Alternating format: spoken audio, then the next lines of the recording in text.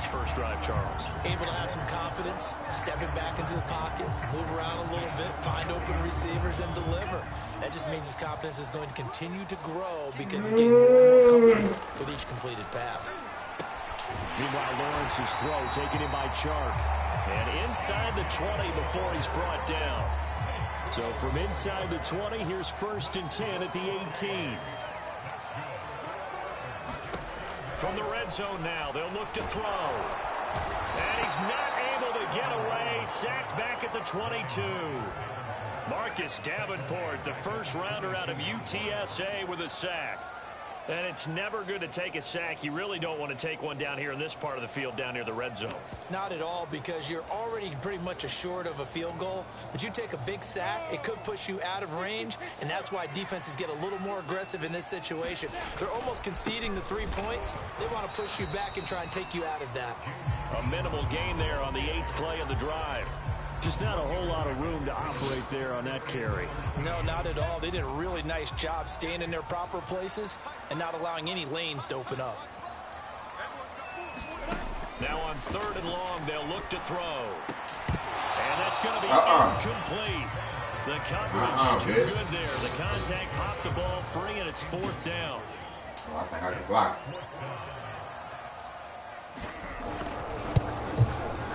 And his kick is good. And they are on the board, but still trailing. It's 7-3.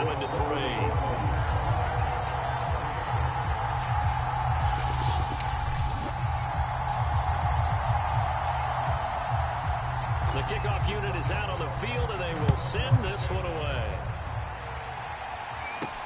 Callaway, the return man. And up to about the 26-yard line, just across the 25.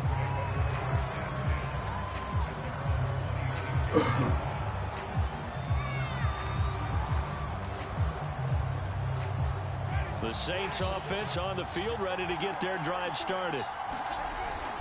They begin on the ground with Kamara.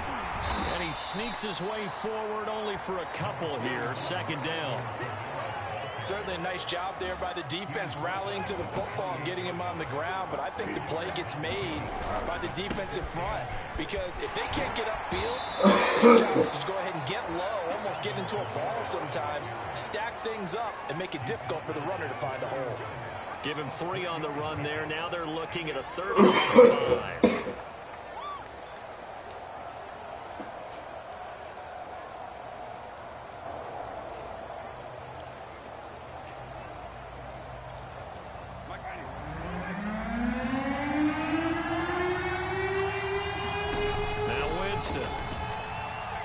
He's going to air one out. And this is, oh my goodness, he pulled it in one-handed. A big connection on that one. 33 yards.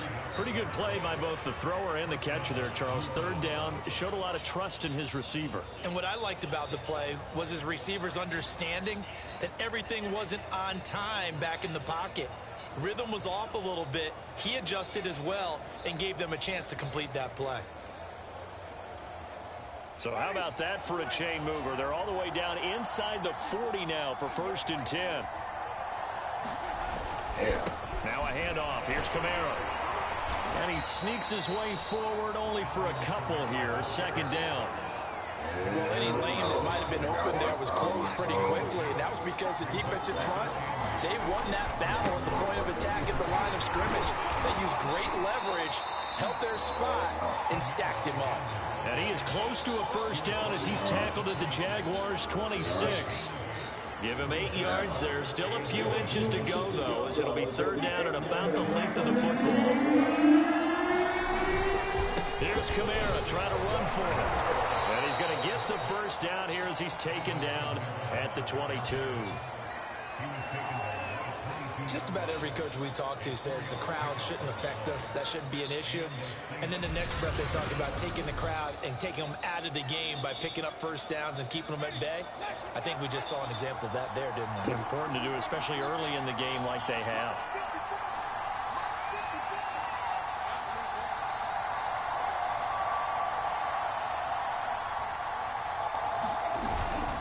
A 10th carry for Kamara. Yeah, he's going to get a solid gain of 9 before being brought down. Second and right at a yard. Well, they're making a real first-quarter statement with a run game, no doubt. For those who remember old-school football, running it, establishing things, seeing backs find holes, get through them, they got to like what they're seeing. And he'll take it into the end zone. That was crucial, right?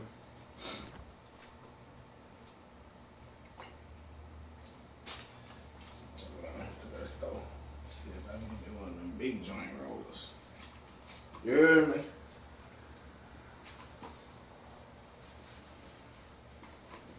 Finally found my stick. You hear me? You hear me?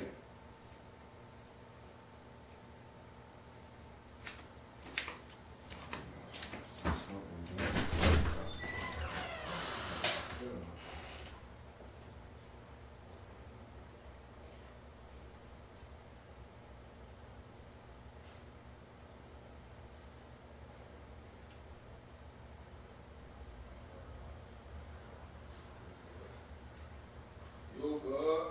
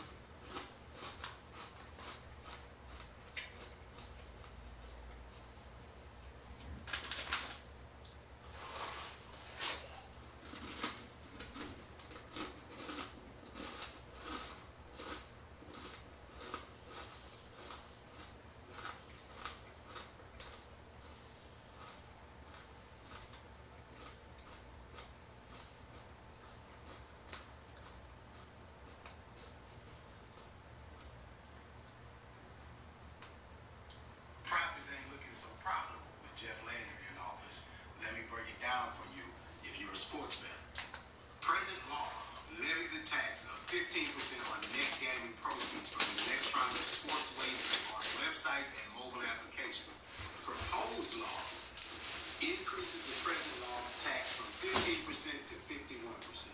And this bill was brought to you by Republican State Representative Wilder, Republican Jeff Landry, our governor. And only one other state in America has a tax on sports betting this high. And we're trying to join them. Good old Louisiana. Elections have consequences. Not voting means that other people decide what happens with your money. I keep telling y'all that. But you don't vote though, right? And government doesn't impact your life? Like them bets, huh? I bet you wasn't betting on that. But play on, parlay players. Play on. For the Saints touchdown. Alvin Kamara, a 13-yard touchdown run. And the Saints now add 6 to their lead. The point after through the raindrops, up and good. And that pushes the lead up to 11. So that drive goes 8 plays. And the capper came from Alvin Kamara on the touchdown run. After the touchdown, Lutz to kick it off. Now Jamal Agnew from his end zone. And this return will net positive as he gets past the 25 and up to the 27-yard line. Jaguars come to the line to start their next drive. And tough to win games if you're going field goal, field goal, field goal here. They got field goal last time. Now they'll be looking for a touchdown. They're looking for the big chunk now because, as you noted, the field goal way of doing it makes it that much harder. It puts more pressure on every possession for you now. Go ahead and get 6 and feel a lot more comfortable about the position they're in. Bigger chunks. We'll see if they can get the score. Had to put that ball in there with a little extra zip, but he put it right where it needed to be. Yeah, and that little extra pace that he had on the pass, that required a little extra concentration for him, didn't it? Ball can get on you pretty quick in that manner, and he handled it well and picked up the first down. And now the throw taken in by Chark. And he is tackled inside the 40, not quite to the 35.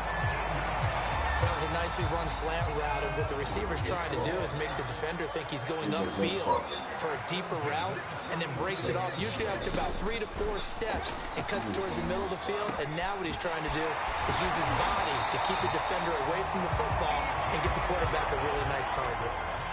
Same result as last play, 14 yards and another first down.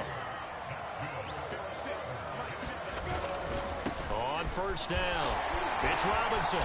He's to the 10, and he takes it in. Touchdown, Jacksonville. 23 yards for James Robinson, and the Jaguars have cut it back within a score. Well, they've done a pretty good job keeping him in check to that point, but he finally breaks off a nice run here and gets into the end zone. And it just takes one, doesn't it, partner? That can undo a lot of good work that a defense has done to that point. You break off one right there, and everything suddenly looks bad for you. I am a 50 right now. Extra point attempt to come here.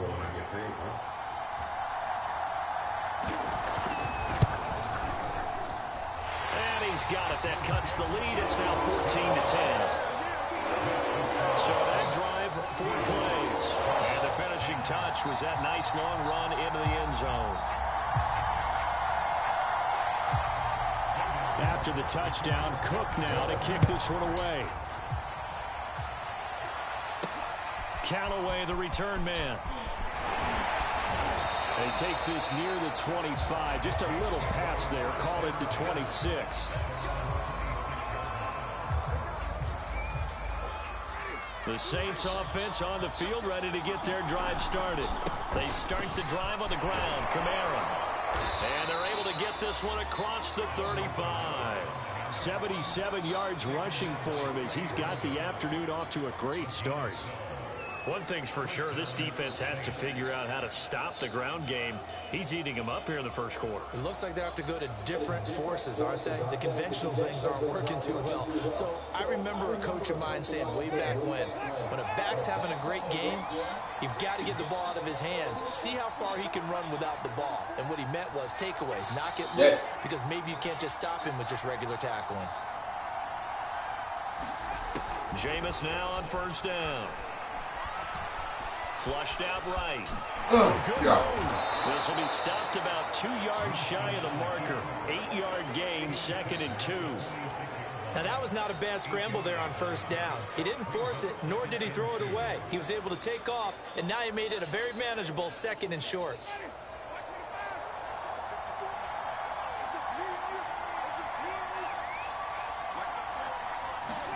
To throw again on 2nd down.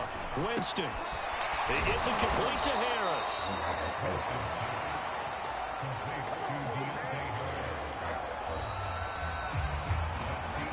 An entertaining start to this one. More to come on EA Sports.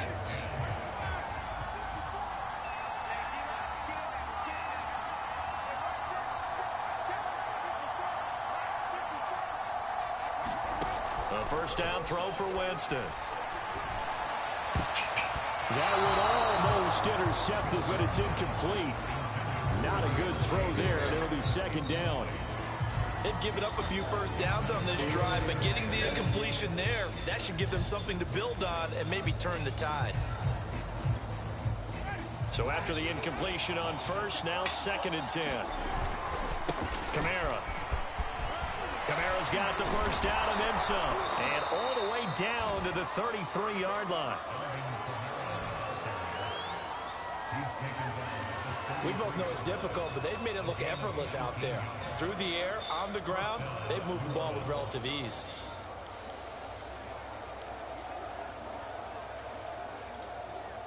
So after the run by Kamara, now another 1st and 10. Now a handoff here to his running back.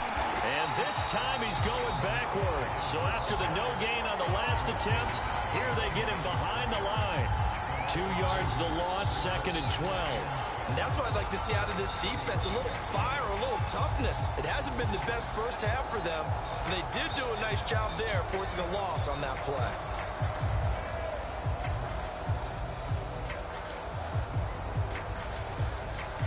Now they contend with a 2nd and 12 after the loss. To throw, Winston. That is hauled in by Michael Thomas. And he's going to have another first down as the tackle's made at the Jaguars' 15-yard line. And this has been a nice answer to the touchdown drive against them a few minutes ago because they've come out and reestablished the tempo. A nice throw there, and they're putting together a very strong drive as a response.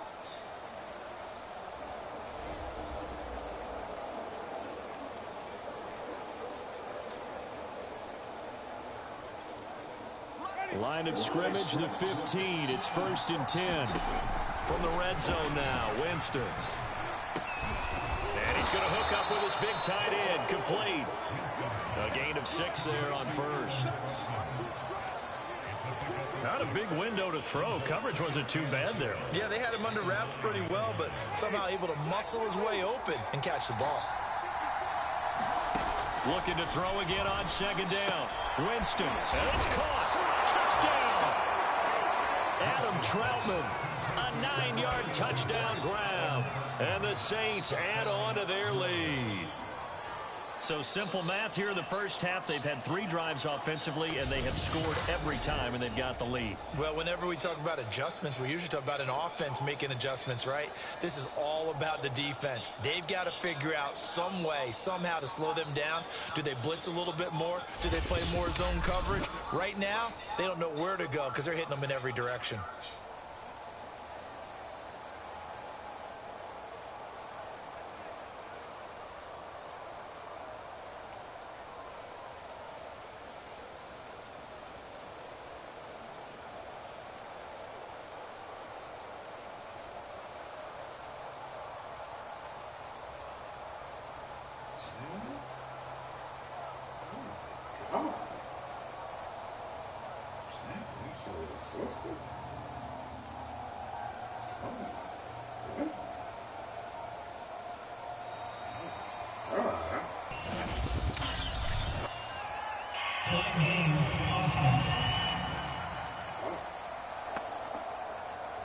That's going to set him back 5 yards.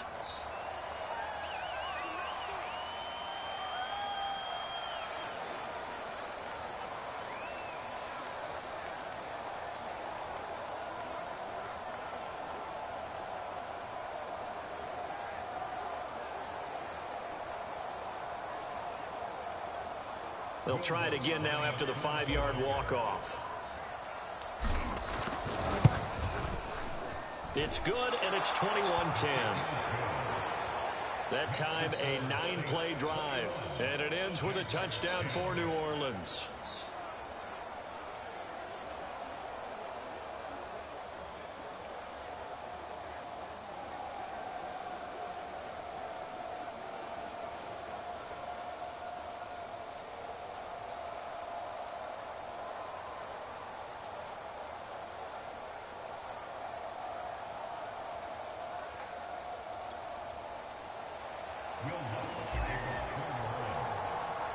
After the touchdown, Lutz to kick it off.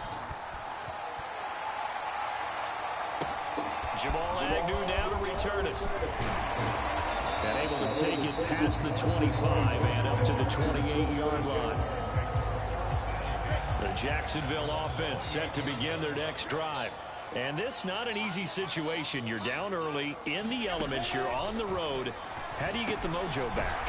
Well, one thing is to remember that as an offensive player, you have a much better idea of what you're trying to accomplish and where you're trying to go than the defender. So in this case, because you know it, you can make your cuts with a little more decisiveness.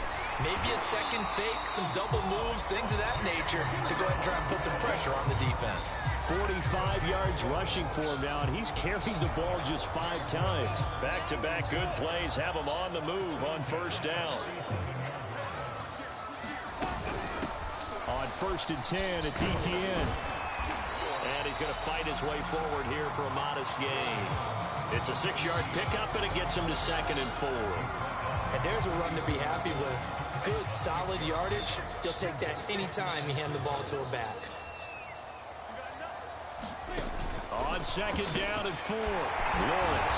And this is going to be another first down as the tackle's made at the Saints 30. And that's a more than acceptable read right there because it's zone coverage. So timing is everything. This time he waits for his man to come open, puts it right on him, and they pick up a first down. He can't get him down. And some room to work.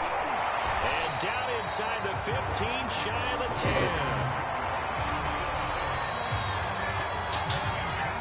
This has been a good drive so far. It's been a running game for the most part that's powered them down there. Another nice burst there, picking up a first down. Now it's 1st and 10, as you said, in the red zone. Now a 1st and 10 at the 11. Now Lawrence. This is caught. Touchdown, Jaguars. Marvin Jones, an 11-yard touchdown. And the Jaguars are back within a score. As the offense went on the field to start their last drive, you know they discussed in the huddle, hey, if we put one in the end zone here, we put ourselves in a position to start making a comeback. Extra point right down the middle. And the lead is down to 4. After the touchdown, Cook now to kick this one away. Callaway, the return man. And he'll be stopped up at the 25.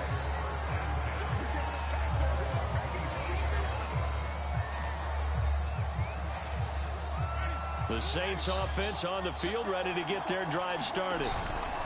Now a first down carry. It's Kamara. And he'll wind up with about 6, up past the 30 to the 31. And with that run, he's already at 100 yards here before halftime. So if he sees the same kind of action in the second half, he could be on his way to a career game. They'll come up now 2nd and 4 from the 31. Looking left side and completing it to Thomas. And brought down, but not before reaching the 45-yard line.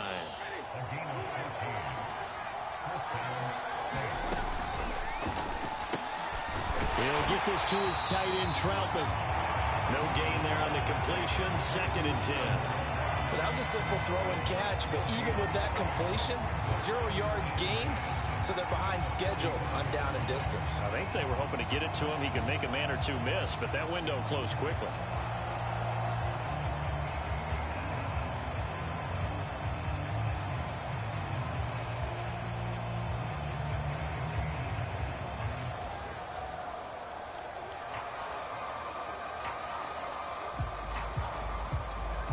Here's 2nd and 10. Now Winston. Oh, Johnson, nice grab. And he takes this one down almost all the way to the 30. That is one heck of a catch right there. Got his eye on it the whole way and able to make the grab one-handed. Very nicely done, and for a nice chunk of yardage, too. So in Jacksonville territory now. Here's a 1st and 10 down at the 31. To the air again with Winston.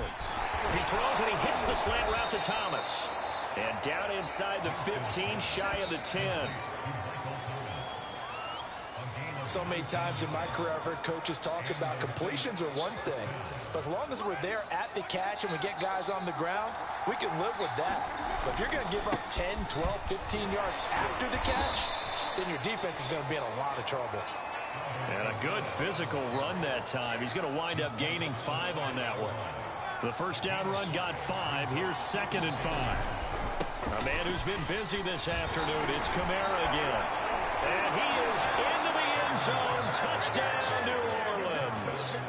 Alvin Kamara with his 2nd touchdown here in this first half. And the Saints able to stretch that lead out further. So it was the passing game that got him down here, but closer to the goal line, it's the running game that gets him home. Certainly appears that they lulled the defense into thinking that the passing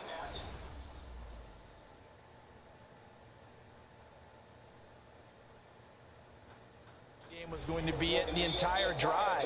Nice changeup.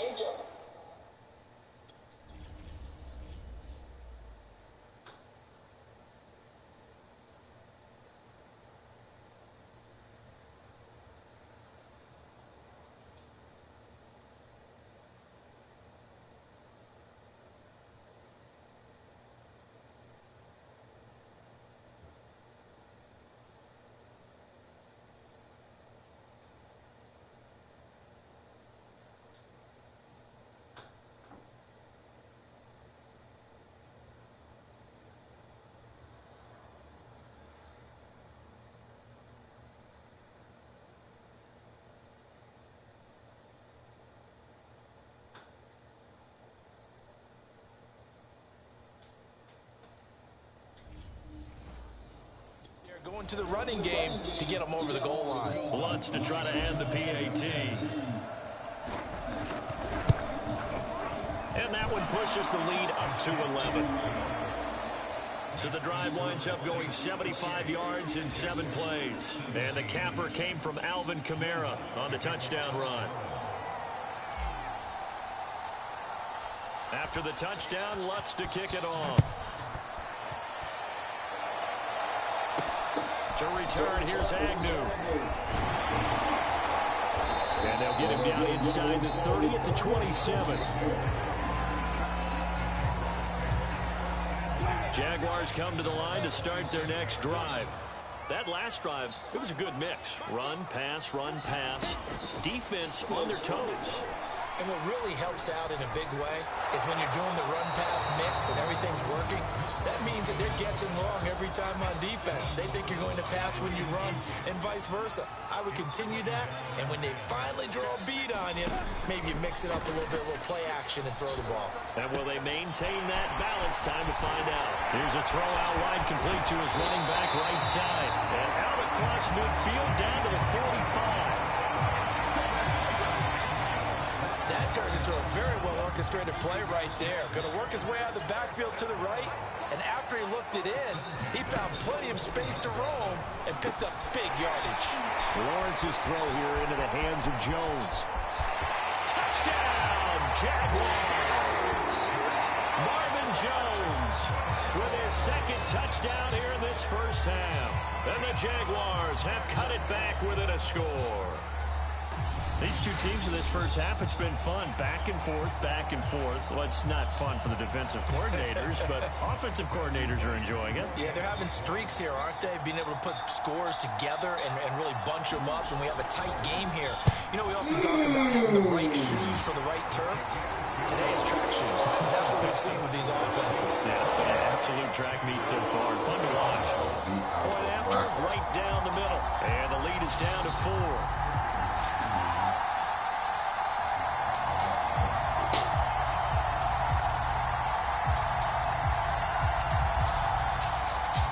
After the touchdown, Cook now to kick this one away.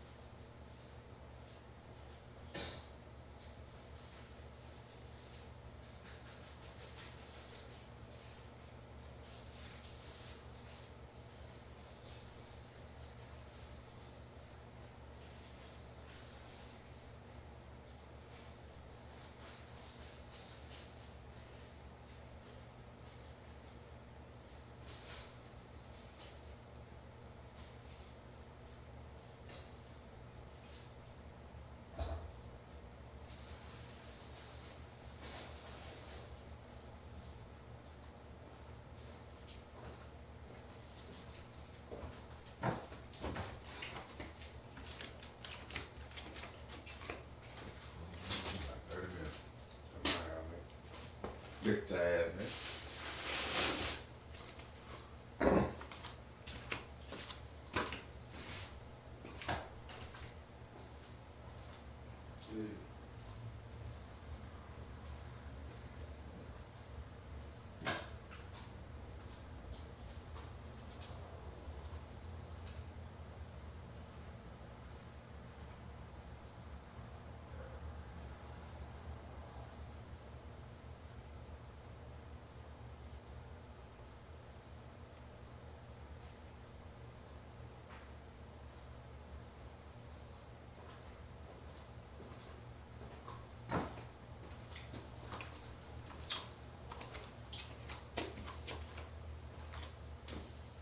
Fuck him.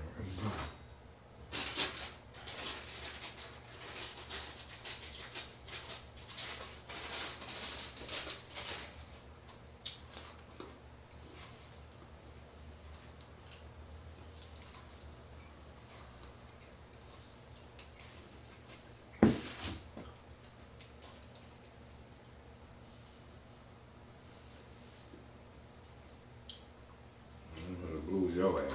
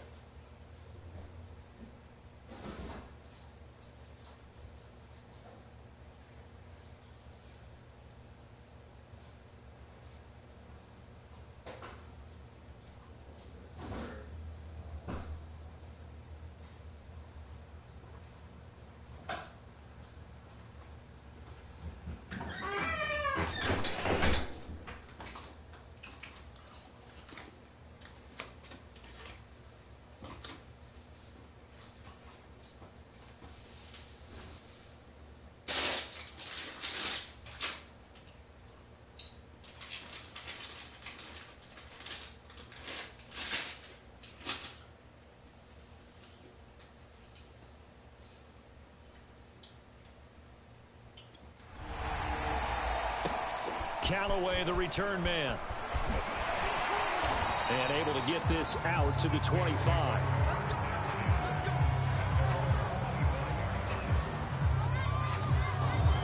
The Saints offense on the field, ready to get their drive started. And thus far, the weather has not slowed this offense down one bit. They've looked good so far in the first half. They certainly have. And think back to our meeting with the head coach. And we asked him because we saw the forecast for this game, didn't we? We said, hey, have you prepared for this? And he talked about the different drills that they've done in adverse conditions, the wet ball drills, things of that nature. He said, I don't think it's going to slow us down much. We tend to handle it pretty well, and he's been right. Back-to-back 4-yard runs. Now, look, if they just do that all the way downfield, ball ends up in the end zone, but that's a little difficult to do. Yeah, I think now 3rd and 2, that defense ready to stiffen up and stop that run.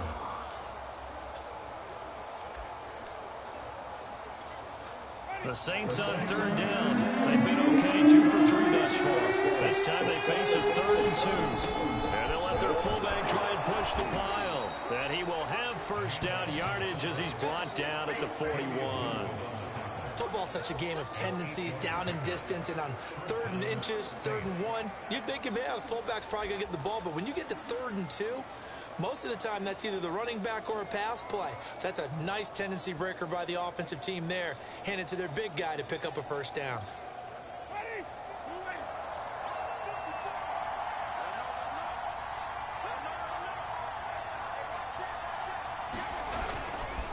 Now Kamara.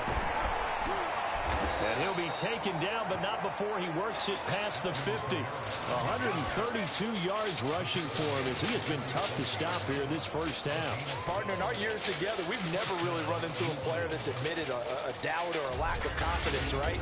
But right now, I'm just wondering about that interior line because on defense, they're starting to get manhandled at the point of attack. Do they have it in them to figure a way to reverse the tide? Because right now, they're running the ball at will. So in Jacksonville territory now. Here's a 1st and 10 at the 47. They run on first down as they get about 3. 2nd and 7 forthcoming.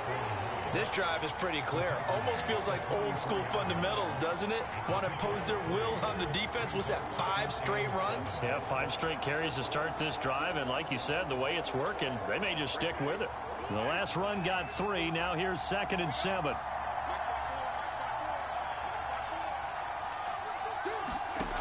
Working out of the gun, Winston. Thomas brings it in. And he's going to have another first down as the tackle's made at the Jaguars' 26. Good, strong throw and catch right there. And so far in this game, the alleys have been open for them to get completions, and they're taking advantage of it.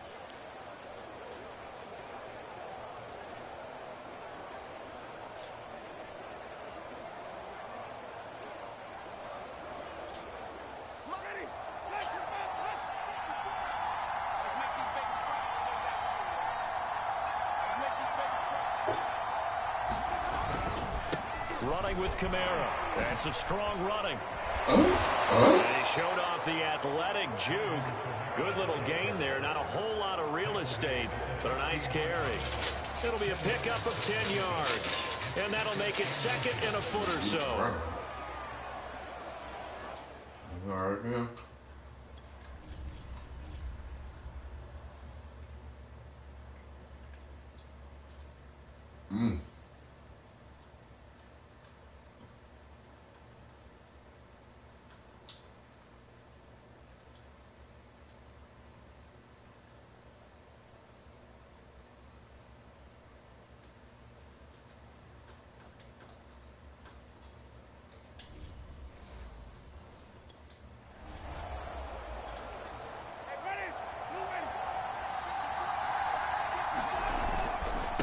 On the ground, this is Kamara. And he'll go down here at the 12-yard line. I hope we give enough respect to the big guys up front because they have been getting it done on this drive. The holes have been large, and they've been barreling through them, picking up first downs.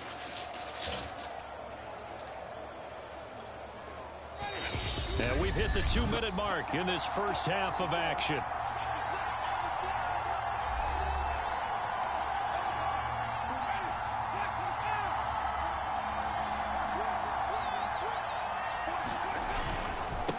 on the ground, Kamara. And he'll take it into the end zone for the Saints touchdown.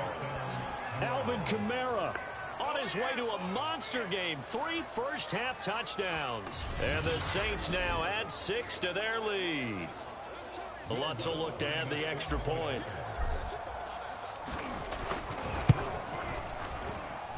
And he's been a busy man, 5 for 5 now as he knocks another one through to extend the lead.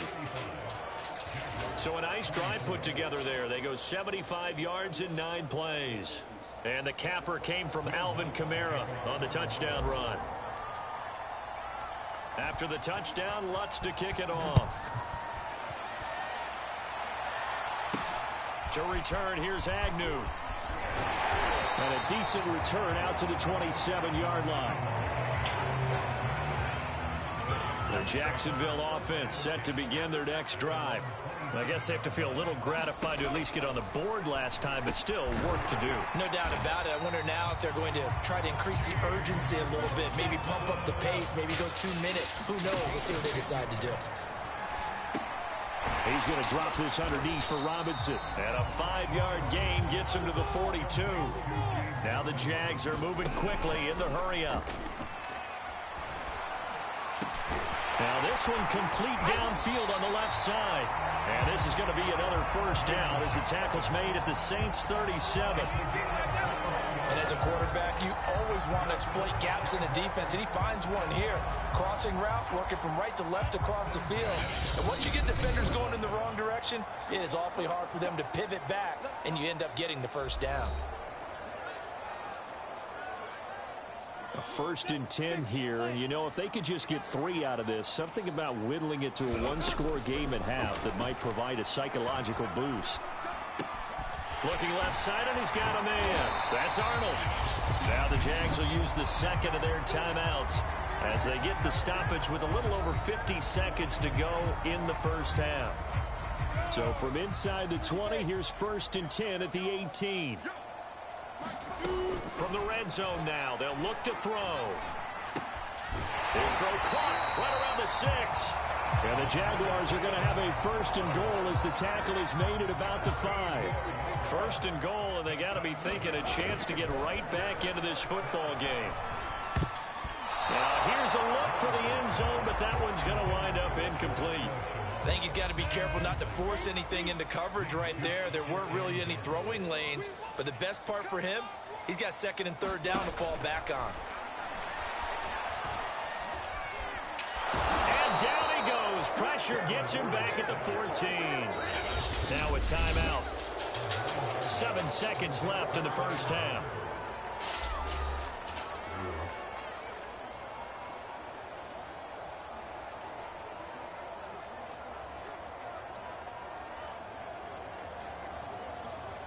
A big play forthcoming. Here's 3rd and goal.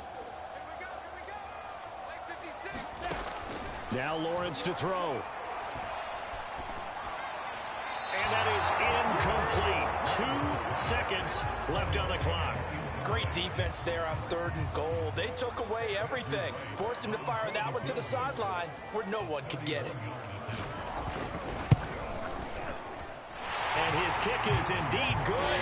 And that will do it for this first half. So we've reached halftime in a wild first half. We'll take a minute to catch our breath as we send you a couple hours south of here to Orlando. That's where we check in with a coach and our EA Sports Halftime Report. All right, Brandon, thanks very much. Welcome, everybody, to our abbreviated version of the EA Sports Halftime Report. Okay, Brandon, thanks very much, and welcome everyone to this abridged version of the EA Sports Halftime Report. Back and forth, we win in that first half. This has certainly been an entertaining one to watch thus far. Let's get right back out to it as we'll rejoin our commentators, Brandon Godden and Charles Davis.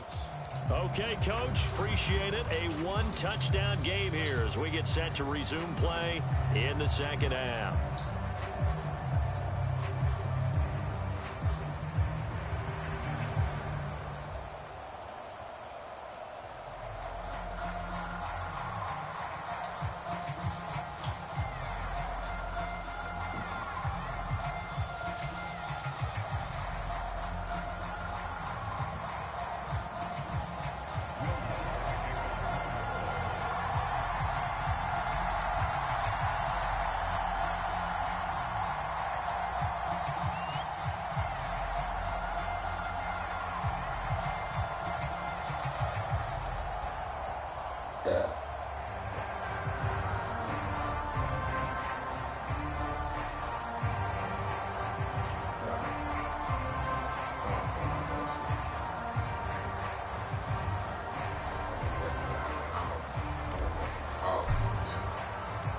forecast calling for more of the same. The rain set to continue as we are underway in the second half. To return, here's Agnew.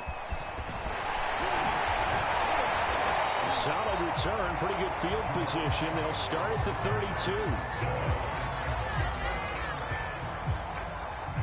Jaguars come to the line to start their next drive.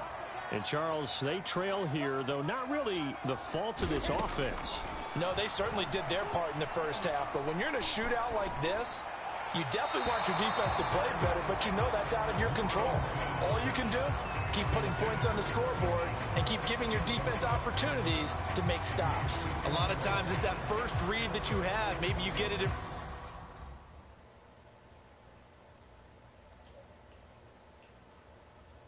When's that? Shit, we be pulling out this bitch at 12 o'clock tomorrow.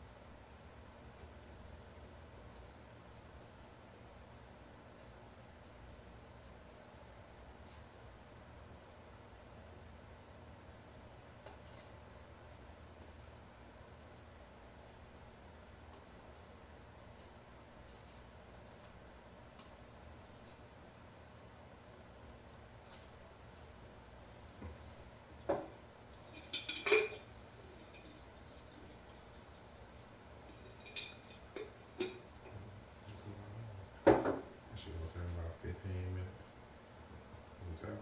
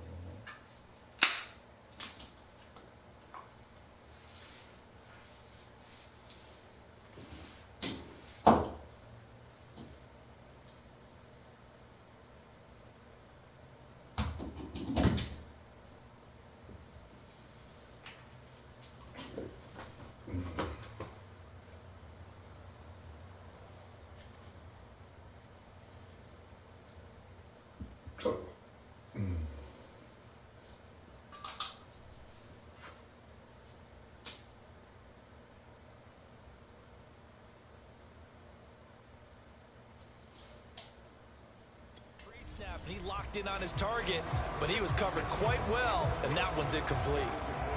After the incomplete pass, here now is 2nd and 10. Looking to throw, Lawrence.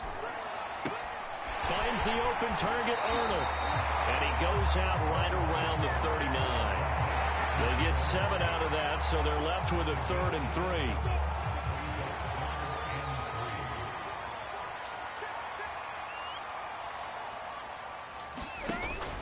Lawrence with the handoff to Robinson. And he brings this up to the 46. Good enough for the first.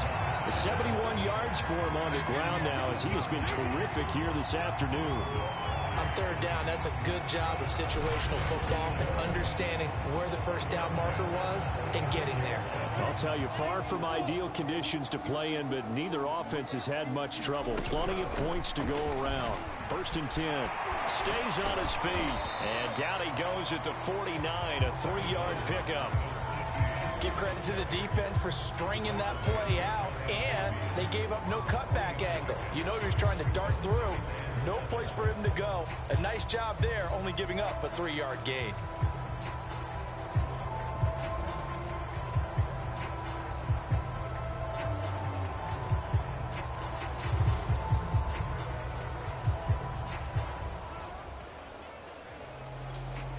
Second and 6. No, scratch that. 2nd and 7.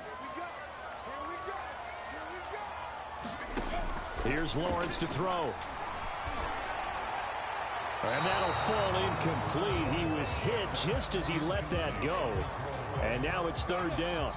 They head to the line facing a 3rd and 7 following the incompletion on 2nd down. Toward the sideline. Did he keep the feet in? Yes, he got them both down, says the side judge. And that's good enough for a 1st down. Oh, I'm challenging that.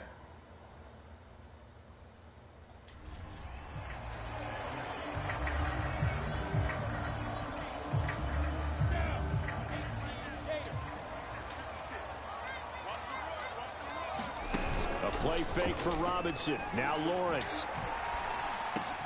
Complete to Jones. And down inside the 15, shy of the 10. Whatever the discussions were at halftime to try to slow down this offense, it has not worked to this point. Yeah, I have a vision right now of everything that was discussed at the half just being torn in shreds or being erased off of the Microsoft Surface tablets because none of... Touchdown! Chris Manhertz, an 11-yard touchdown. And the Jaguars move back within a couple of the lead. So the Jags will keep the offense out there as they'll decide to go for 2. They're going to try and run. And he'll get into the end zone, and those 2 points are going to tie the game. So all square here in this 3rd quarter as the kick's away. Callaway, the return man. Oh! Good effort on the return there. Gets him across the 30, up to the 33.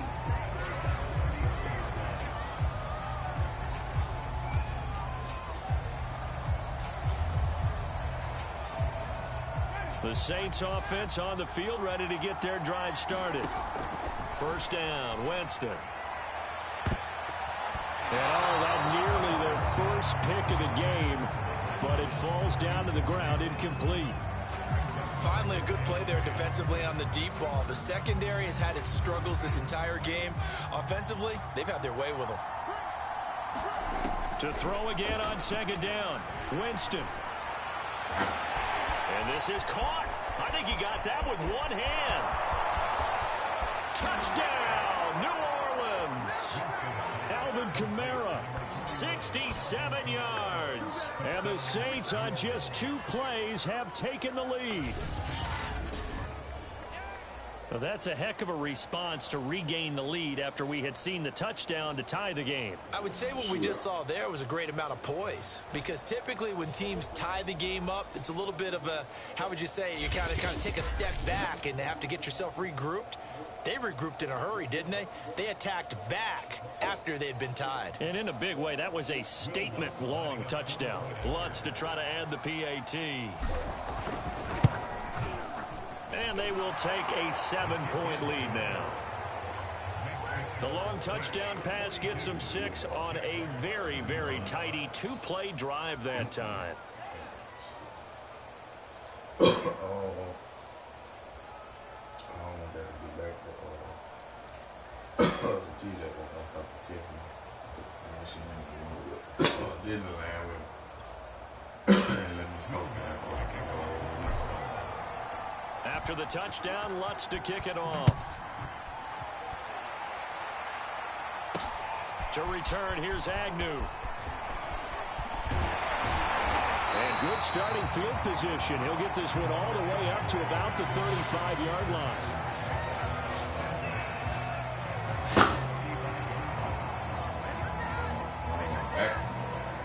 The Jacksonville offense set to begin their next drive.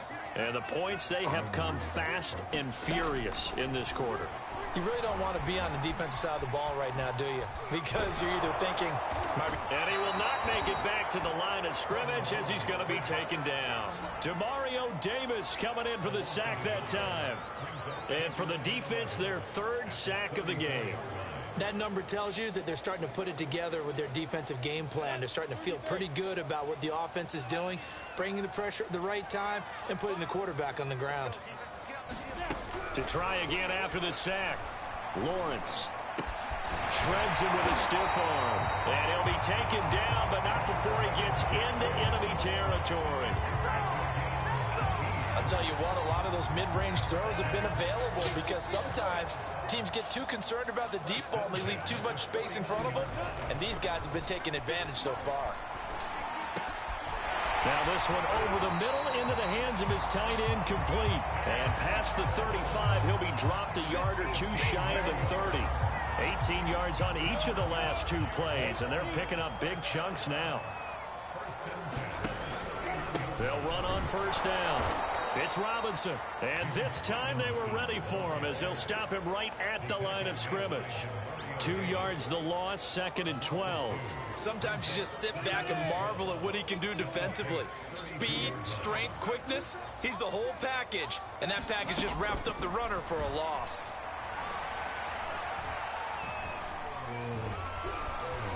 Flush to his right.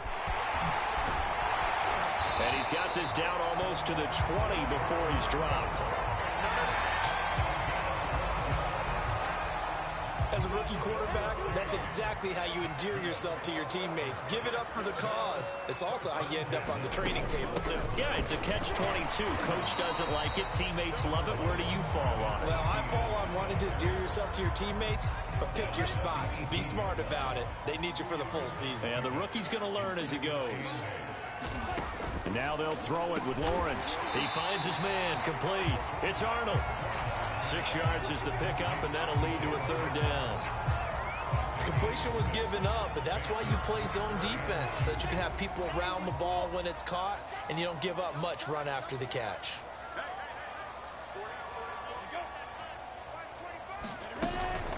On 3rd down, Robinson. And he's able to pick up the 1st down before he's tackled right at the 10. I haven't met a football team yet that runs the ball successfully that doesn't talk about having an attitude to be a running football team, right? You got to be able to put your nose in there, smell where the 1st down sticks are, and get there. 5 yards on the carry. Good pickup on 1st down. After the pickup of 5, here's 2nd and 5.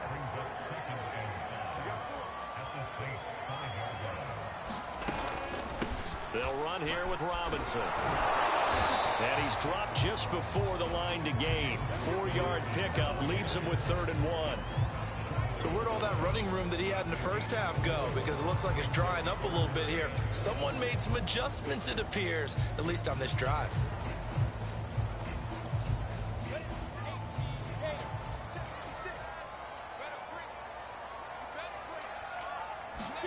On On 3rd and 1, it's Lawrence. Looking end zone, but it's incomplete. They really had a good drive going there, but a nice recovery by the defense these past few downs, able to knock that one away on 3rd down and bring up what I think for the offense, an unexpected 4th down here. They'll run for it with Robinson, and they are going to stop him on 4th and 1 as they'll wind up going backwards. They stop him up short on 4th and goal from the 1. And the Saints able to come up with a goal line stand.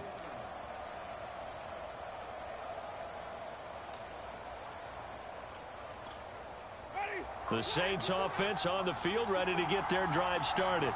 And now their defense came through with the goal line stand, got them the ball back. See what they can do about putting a drive together. Long way to go. They need to reward that defense. A goal line stand, they've got to make that stand up themselves, right? Give the defense a chance to catch their breath on the sidelines. At least get 2 first downs. 3 would be better. Change field position. Let them catch their breath. On 1st down, nothing opening up really on the running play. Give him maybe a yard, and it'll be 2nd down. That 1st down play, all you want to do is wedge out any type of space and try and create enough room that if you have to run the punter out there, he can successfully complete the punt. They didn't get a ton there, but at least some positive yardage.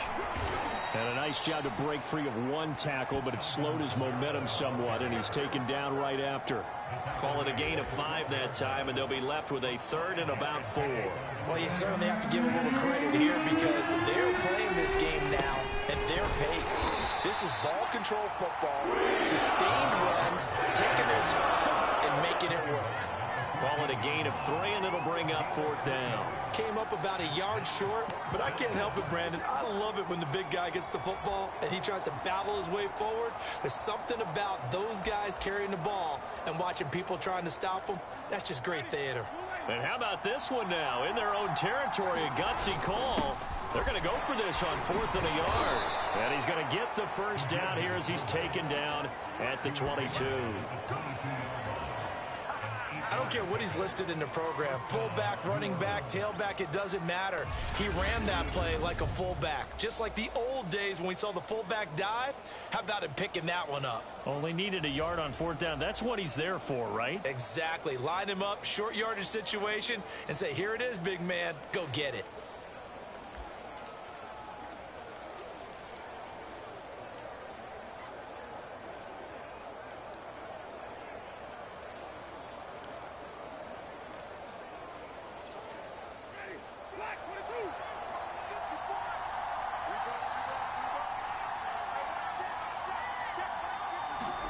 They'll try to throw now. Winston looking long for Thomas. And that's going to wind up incomplete. However, we do have a flag down. Let's check in with our referee. So pass interference the call, and that does not look to be going over too well on the defensive side. Or on their sideline, because I believe their head coach is saying right now, hey, you've got to call that both ways. Following the penalty, it's Kamara. And he'll work this forward for about 3 at 2nd down. Well, that's just a pile of bodies there, and that's when you kind of find out who's a tough guy, right? Who can stand up and make a play. It was only a 3-yard run, but for both sides, they had to walk away from that feeling like, okay, I can stand up when the going gets tough in here. 3 yards on that last carry. Here's 2nd and 7.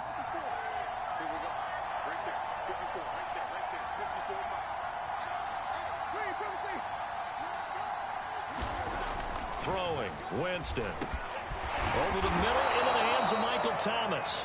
And he's going to have another 1st down as the tackle's made at the Jaguars' 30.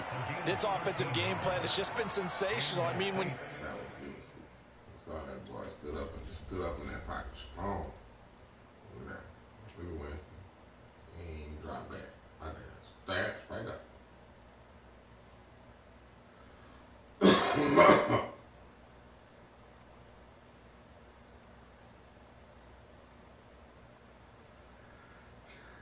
You know, man, hurry up. Well, let the hike the ball on the 43. Drop back 4 yards.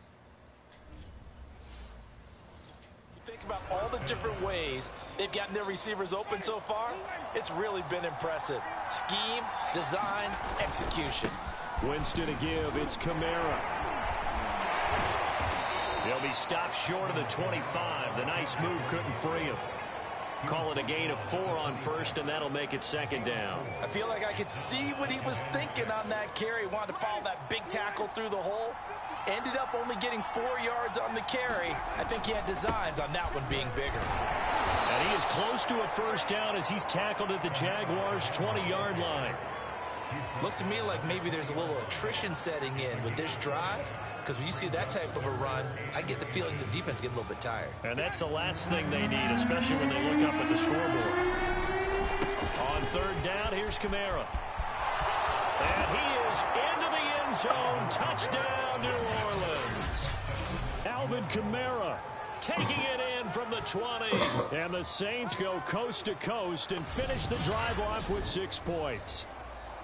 Well, they were looking to pick up the first down on 3rd and short. They got a little more than they bargained for, finding the end zone as well. And oftentimes in short yardage situations, you get a lot of defenders stacked near the line of scrimmage, partner. So if you can get past that first wave, there's usually room to roam, and he found it.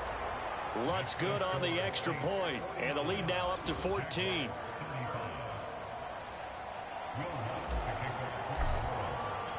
After the touchdown, Lutz to kick it off. To return, here's Agnew. And out a little across the 25 to the 27. Jaguars come to the line to start their next drive. They had a great drive going last time. They were moving the ball, and then all of a sudden it just stalled out. So we'll see what they can do here, Charles. And it's always easy to second guess when you don't get it on a 4th down try. But they had to like the feeling that they had going on offense. They want to continue to see if they can capture that again on this drive and maybe get in the same position. Yeah, and that's, I mean, like I said, they were moving the football. It's not like they went 4 and out, so I don't think it's a deal where the offense doesn't have confidence. No, I agree with you totally on that one. If anything, they may have gained more confidence. Okay, they stopped us once. That's all right. Let's keep moving it, make them do it again. Well, that's not a run that's going to make any of the highlight tapes, but they've been moving it well all game on the ground. This is another one that keeps them moving forward. Lawrence on 3rd down. Jones has it. And he'll be out of bounds after getting this one across the 40.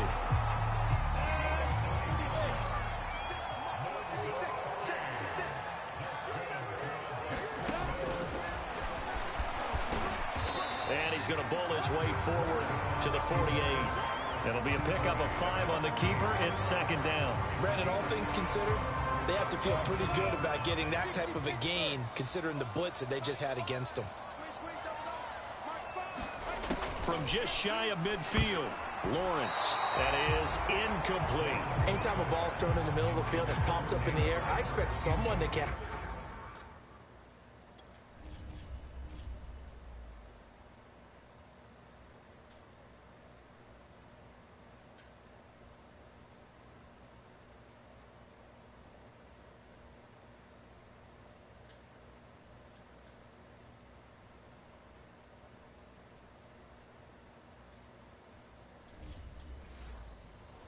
It doesn't matter whether it's offense or defense because there's usually a great amount of bodies in that part of the field. In this case, no one came up with it. Lawrence will throw. This is caught by Robinson. And he'll cross over out of bounds right at the 25. Oh, that's a big let off there on 3rd down because you've got to account for the running back coming out of the backfield. They didn't, and they got burned, not just for a first down, but for big yardage as well. And as they come to the line, they will not be able to get off another play as time has run out on this 3rd quarter. You are watching the NFL on EA Sports. On 1st and 10, it's Lawrence. And this one into the hands of DJ Shark. And he'll go out of bounds in the red zone just inside the 20. Give him 9 there on the first down completion.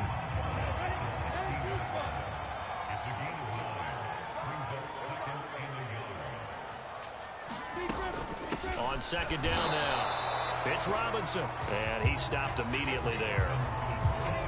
He got maybe a half yard at most, but officially they'll be left with a 3rd and 2. 3rd and 2. Now Lawrence. This complete to Jones. In a 2-score game, obviously, every play, every 3rd down, like we saw there, magnified. Big pickup. It was a huge pickup. What they really want, though, is to not even get to 3rd down. They've got to maximize time and conserve as much as possible. Touchdown, Jaguars. Dan Arnold, a 14-yard touchdown. And the Jaguars have made it a 1-score game again here in the 4th. Well, we know someone just added to his touchdown passing total, but all he did was get the ball out quickly to his tight end and let him take care of business the rest of the way.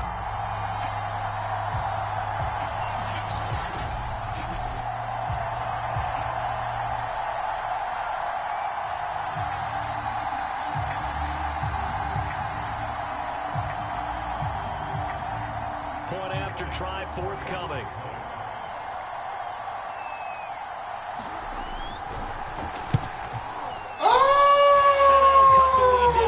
Touchdown.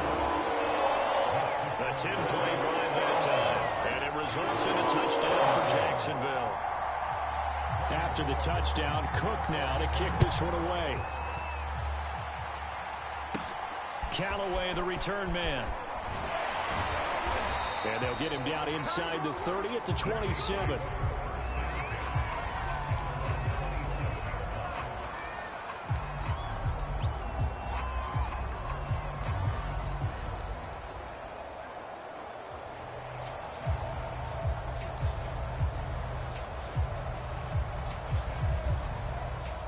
The Saints offense on the field, ready to get their drive started.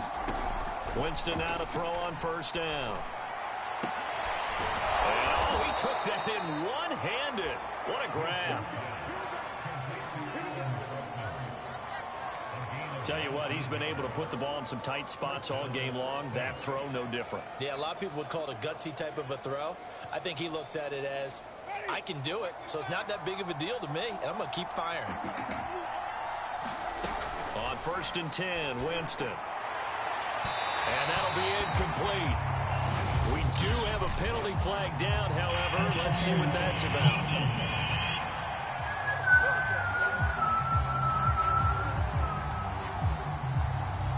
So pass interference, the call there. Always, obviously, Charles, such a subjective call. You agree with the penalty? Well, from where we're standing right now, I think the officials are tightening things up here in the 2nd half. Maybe a defender gets away with that in the 1st, but this time the flag comes out, and I think it's a good call. The tackle made by Caleb Chason. The recipe's pretty simple, I think, right? Just give your superstar the ball and continue to feed him. Yeah, don't overthink this one, right? Make sure he's touching the football, but you're also counting on his intelligence in playing the game as well. If it's not there, don't force the run. Just make sure you hang on to the football and keep the clock ticking. A gain of 3 last play. This time they double it and pick up 6. The Saints on 3rd down. They've converted 4 times out of 6. Not bad. Here it's 3rd and 2. And he will have the 1st down across the 20 to the 19-yard line. And how about that on 3rd down? So many different directions an offense can go. Throw it out wide to the receivers, get it to their speedy running back. They changed up everything and handed it to the fullback, and he surprised them all and picked up a 1st down.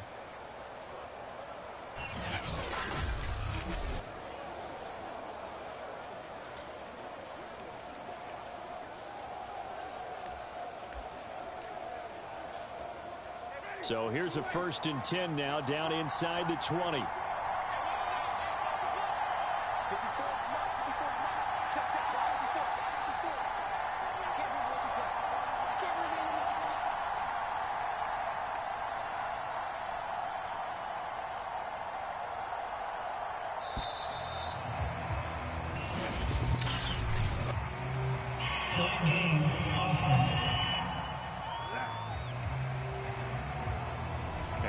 Accepted, of course, and that moves him back 5.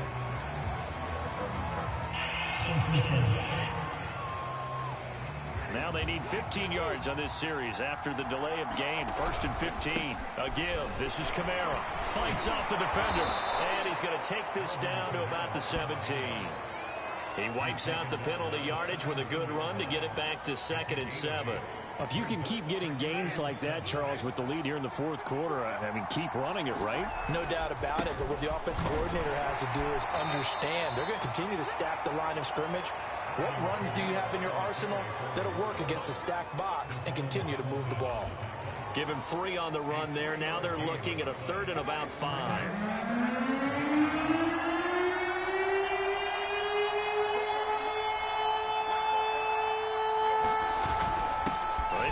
Fullback quite a bit. He'll get it again. And they'll get him down about 3 yards short of first. Give him a couple on the run as it brings up a 4th down. Well, big man with ball met bigger man on the other side of the line. A really nice play for the defense.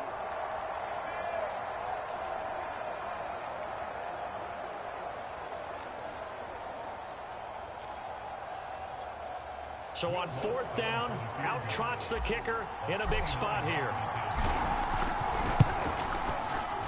And Lutz puts this one through. And that will push the lead up to double digits now at 10.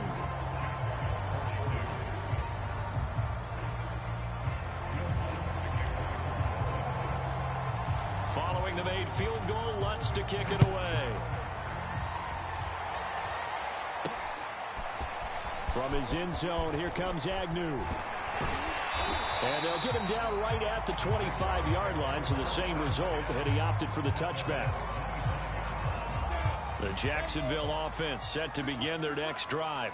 And the complexion of this one has changed a fair amount. That last field goal made it a 2-score game, so they need to get points out of this drive relatively quickly. So much for the best laid plans and best designed plays. That was good coverage along the sidelines. No place for that one to get in there. It sails incomplete. Throwing again on 2nd and 10. Lawrence. Throw left side complete. That's Arnold. And he's able to get this one up to his 30 before he's out of bounds. 5 yards. Now it's 3rd and 5. Now Lawrence. Caught by Jones. And he will have a Jaguars first down. They needed 5 there on 3rd down. He ends up getting 7. This possession means so much for them. They've got to focus on this drive and find a way to make this a one-possession game. Yes. Got to get a score. Yeah, so good with a field goal. Don't necessarily need... The fuck?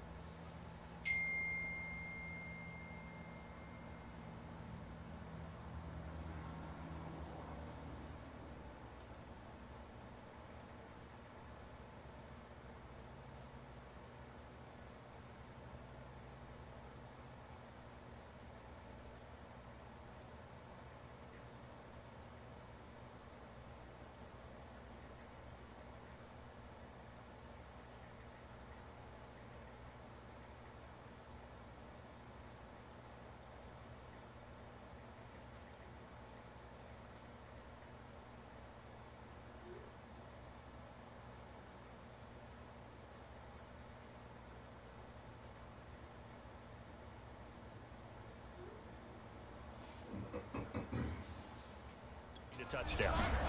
Now Lawrence on 1st down. And nearly picked off. Well, it would have been a great time for their first interception of the game. Instead, it's 2nd down. I guess they're in a situation. Bro. Did you see that?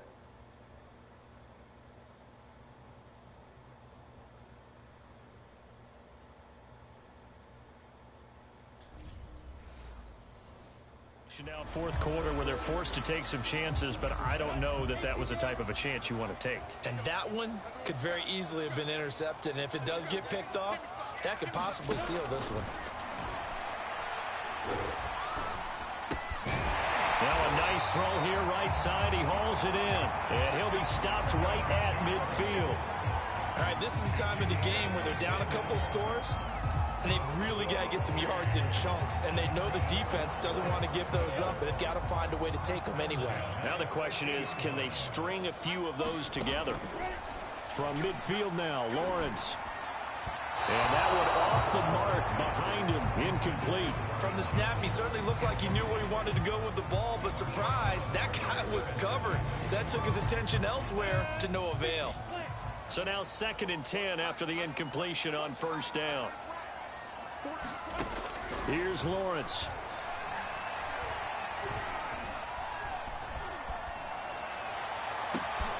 He finds his man, complete. It's Arnold. And this is going to be another first down as the tackle's made at the Saints' 26. Well, every drive from here out is definitely crucial and critical. They know that they need to get at least 3 here to get it back to a one-score game.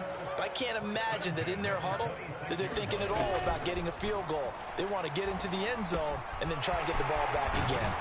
Now a throw here to his running back. And he gets it all the way down inside the 10 and mark him at the 5. A great job there, and that old cliche, taking what the defense gives you, comes right into play. Nothing too out of the ordinary about the throw. Just a little dump off over the middle. But what is out of the ordinary is what he did with it after the catch. Not only did he grab the ball, but how about the significant yardage he picked up after he pulled it in. Lawrence. Escaping the pressure right. And he will get this into the end zone for a Jaguar touchdown. Trevor Lawrence, a 5-yard touchdown run. And the Jaguars are back within a score.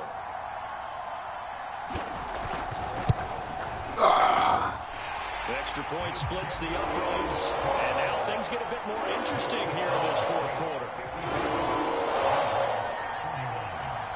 After the touchdown, Cook now to kick this one away. Callaway, the return man. And it's a pretty good return here as he'll get this up to the 29. The Saints offense on the field ready to get their drive started. Their lead back down to 1 score after the touchdown a moment ago. First down's a must on this drive as they start out here 1st and 10. And they'll get it up just short of the 45 at the 44. No doubt those are the types of carries they're looking for here, Charles. The lead in the 4th quarter. This is when coaches that have a reliable running game, they breathe a little easier on the sideline. Yeah, they love the idea that they can take the air out of the football at this point of the game. That means they're really counting on that offensive line, counting on the runners, taking care of the football. Because you're going to tell your quarterback, hey, no time to be a hero. We're not going to throw it here. Just eat up that clock. And if you have the ball, they can't score. Took just one play to move all the way to the 44 as they try again on first down.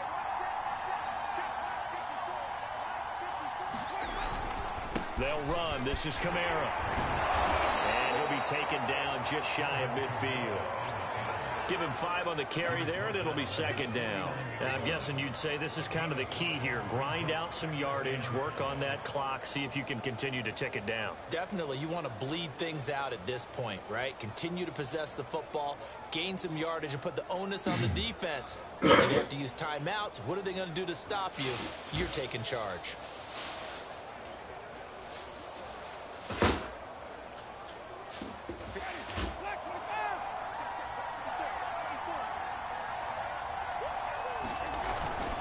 On 2nd down, Kamara. And for one of the few times here today, this run's not going to go anywhere. No gain on the play there, so they're left with a 3rd down and 6. Now, obviously, that's some good work there defensively, being able to stop them and bring it up a key 3rd down.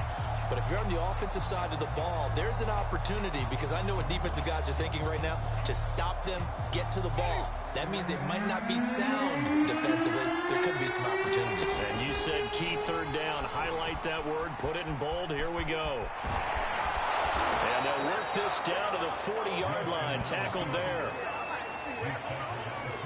Well, there you go. Save your best scramble of the day for a big-time situation in the 4th quarter, picking up the 1st. You don't want to use it up early, right? You want to make sure you save it for that exact moment, that key time.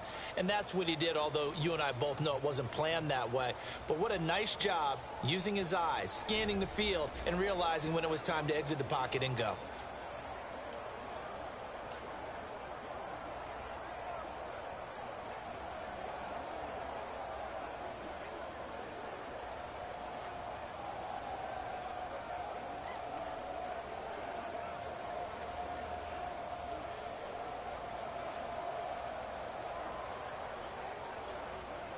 So in Jacksonville territory now. Here's a 1st and 10 right at the 40. They'll try and run some clock here as they keep it on the ground. And they'll be inside the 35 now at the 34-yard line. Damian Wilson in on the stop. Oh, that's one to warm the hearts of all those old school football players, isn't it? Tough, hard, gritty run. Got behind his pads, bowled over a few people. Look at that one, right up the gut. So up through 3 quarters, no reason to lighten up now.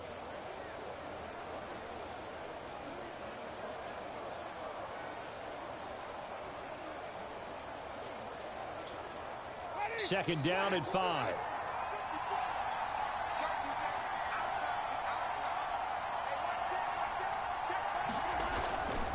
Again, it's Kamara.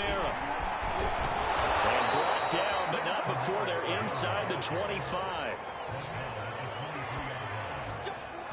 Well, that's a carry they have to be satisfied with. And throughout this game, they've been satisfied with what he's given them. Whenever they've needed a big run, a first down, he's the guy they've turned to. And it doesn't matter what the defense thinks. They feel like they've got the confidence to keep handing it to him and keep picking up good yardage.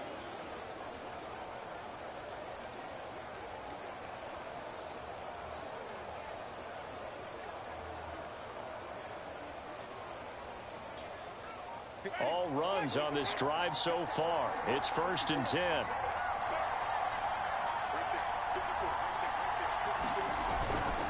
Now a handoff. Here's Kamara.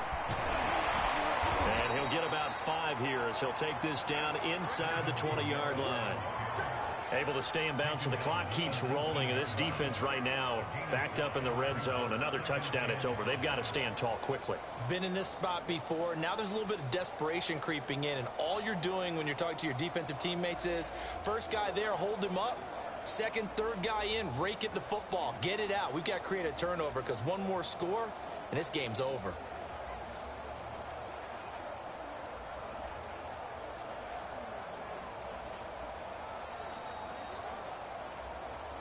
Three points separating these two sides with 2 minutes left to go in the 4th.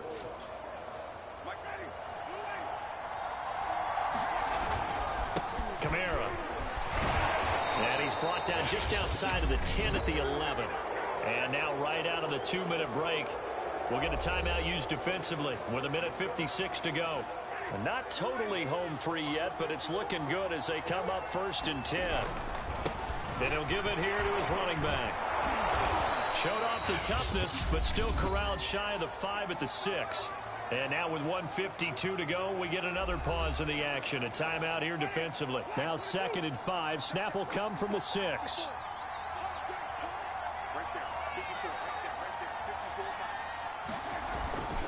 And to give this time to the tailback. The Jaguars now will use the last of their timeouts as they'll head to the sideline and talk over what to do next.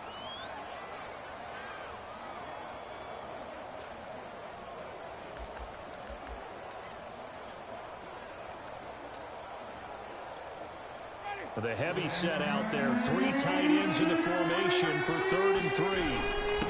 They'll give to the fullback on the dive. And he takes it across and into the end zone. Touchdown, Saints.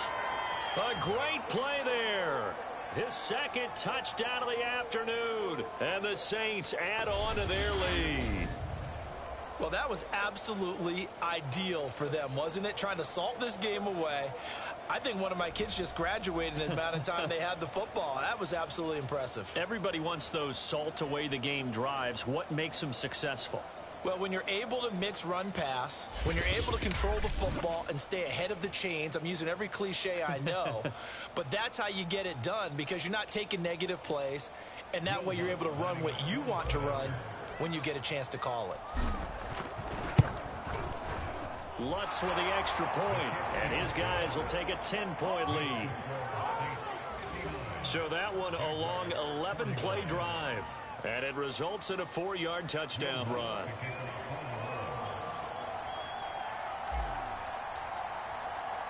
After the touchdown, Lutz to kick it off.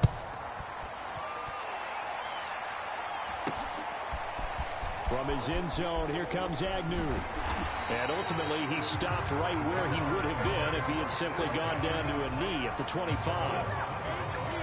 The Jacksonville offense set to begin their next drive. After the long touchdown drive we just saw, you wonder if maybe that's taken a little of the wind out of this offense's sails, because they had it going pretty good last time, too. Had to sit over there for a little while, didn't they? You know, they were eager, amped up to get back on the field after just scoring, hoping to get the ball back quickly. That didn't happen, so I'd say come out, just kind of get started again. You know, it doesn't have to be anything dramatic. Just get moving, get loose again, and see if they can get it downfield. And he's taken down, but able to slip across the 35. First down now, but the clock continues to move. Meanwhile, Lawrence's throw taken in by Chark. And he'll be out of bounds just shy of the 40. Clock management definitely critical here if they want to get back in this game. Absolutely agreed. They have to up the tempo in this case, down a couple of scores. Want to make sure they have a chance to win this ball game. Now left side, a completion to his tight end. 5 yards on the catch there, brings up second down. He completes it to Jones. And this is going to be another first down as the tackle's made at the Saints' 24-yard line. Again, he'll drop to throw. He'll get that underneath ETN. And he'll be brought down inside the 20 at the 19. Lawrence going to throw again. Throw left side, going to be caught by Chenault. And he'll be out of bounds, taking it just shy of the 10 at the 11 or the 12. Whether it's a touchdown or a field goal, whatever it is, they need to score quickly here on first down. Now Lawrence. And this throw a bit late as he couldn't reach back for it. Now the question is obvious. Do you try to kick the field goal right here knowing that you need 2 scores? I would be thinking about it if I were on that sideline. Get the field goal now, try and get the touchdown later.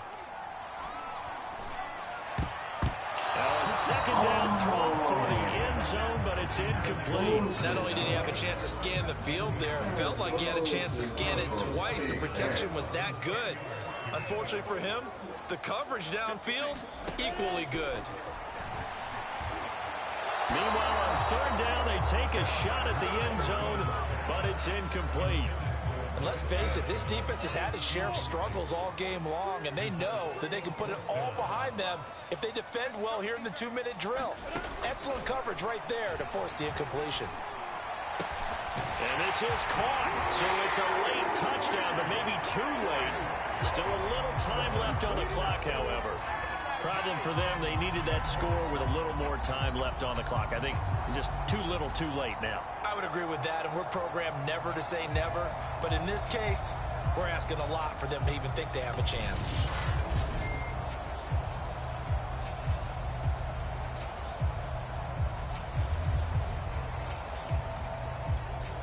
Now the try here for the extra point.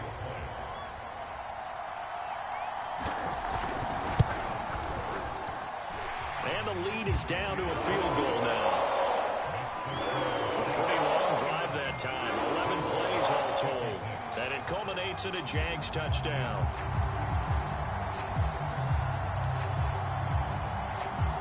So with just a few ticks left, they need a miracle. And this is going to be recovered by the hands team. And that should just about put a capper on this one. They had to go for it with no timeouts remaining, though. Now this one's as good as over. They gave it an effort. They tried their best, did everything they could to try and get the ball on the onside kick. You're exactly right. They had to try it. It was their only option. And now this game is done. Just take it, kneel, and call it a day. And did he just clock that? Looked like he tried to stop the clock, but the clock wasn't even moving.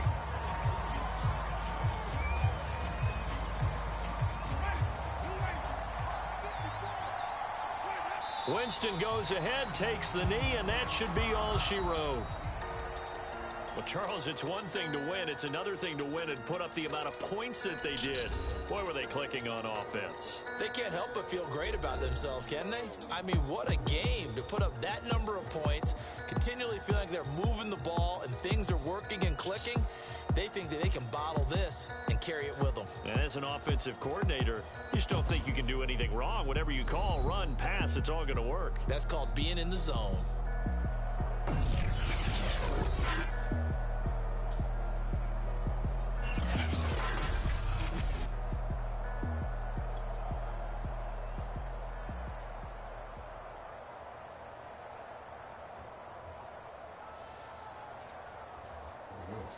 $83%. 302, 15 to 18. That's pretty good.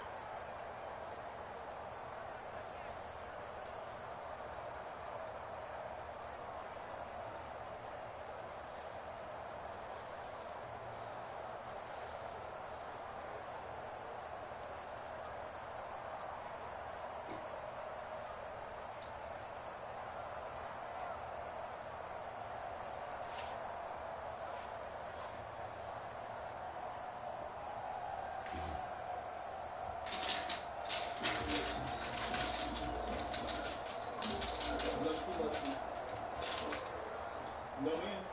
Back it up, baby. Back it up. Liberty Bell. No, man. Hey, Jackson, the right little sneaker. Hey, man, go back outside, babe. The video is good outside. I don't know what you're doing, but okay. No, man. Back it up. Anyway. Much too much for your boy, baby.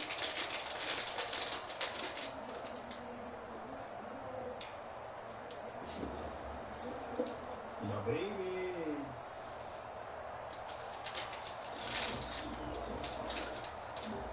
Look, see. No, man. Back it up, baby. Back it.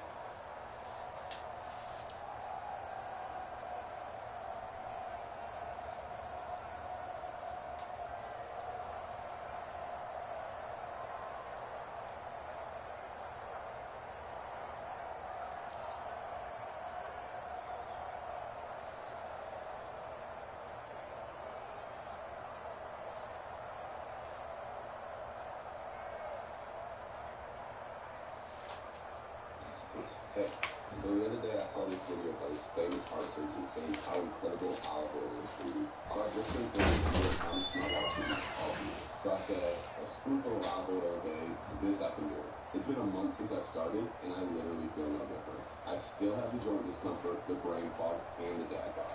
What gives? Honestly, it pisses me off. Now, I'm not normally the one to do this, but I actually sent out an email to that doctor. I said, hey doc, quick question. I started taking a spoonful of olive oil per your recommendation, and I feel no different at all. Please advise. Now, this doctor is huge, so I wasn't actually expecting a response. But get this, a few days later, an email from him hits my inbox. It was just 9 words. Did you watch until the end of the video? And, okay, I admit it, I didn't, but it was like 20 minutes long. I watched the entire thing, did what the doctor said, and it's been about 6 weeks now. I was wrong. His olive oil hack works. My wife actually told me the other day that I'm glowing. I like it because it's so easy. You add something to your diet instead of cutting stuff out. Anyone can do it and get results. So watch this video all the way to the end, do what the doctor says, and you can thank me later. Based on my research, I think there's one big difference between olive oils that really matters for your health. And it isn't how much you pay for it. Because while any olive oil can provide you with some health benefits, I like to call the perfect olive oil the ultimate health tool. This olive oil can support your heart health, soften and hydrate your skin, support your immune system, and even help you lose unwanted weight. One healthy diet in particular is supposed to be a real miracle for your health, the Mediterranean diet. It's one of the most recommended diets out there to help you extend your life, supercharge your energy, ease your joints, and more. Sounds pretty great, right? The thing is, there's something they're not telling you about the Mediterranean diet. It's full of harmful toxins. Take a minute to let that sink in. One of the healthiest diets in the world is loaded with toxins. They're called lectins, and they're known to infiltrate the gut lining, letting bacteria, undigested food, and other waste seep out into your bloodstream. It can cause all sorts of digestive trouble, joint issues, unwanted weight gain, lectins are prevalent in plenty of foods on the Mediterranean diet. Foods you may even be eating every day, like whole grains, pasta, tomatoes, bread, and legumes. So, how could it be that a diet loaded in toxic lectins can still help people lose weight, live longer, and feel better? The answer is, it's got nothing to do with the actual foods they're eating. It's what their food is covered in. I'm talking about extra virgin olive oil. The trick is, you've got to find the right one to get the most benefits. Now, a really good olive oil is full of one specific thing that can give you more energy, stronger muscles, and help support a healthy heart. And it only takes a little bit to give you maximum effects. Of course, people in the Mediterranean drench everything they eat in olive oil. And this is exactly why their diet is so effective, despite all the lectins.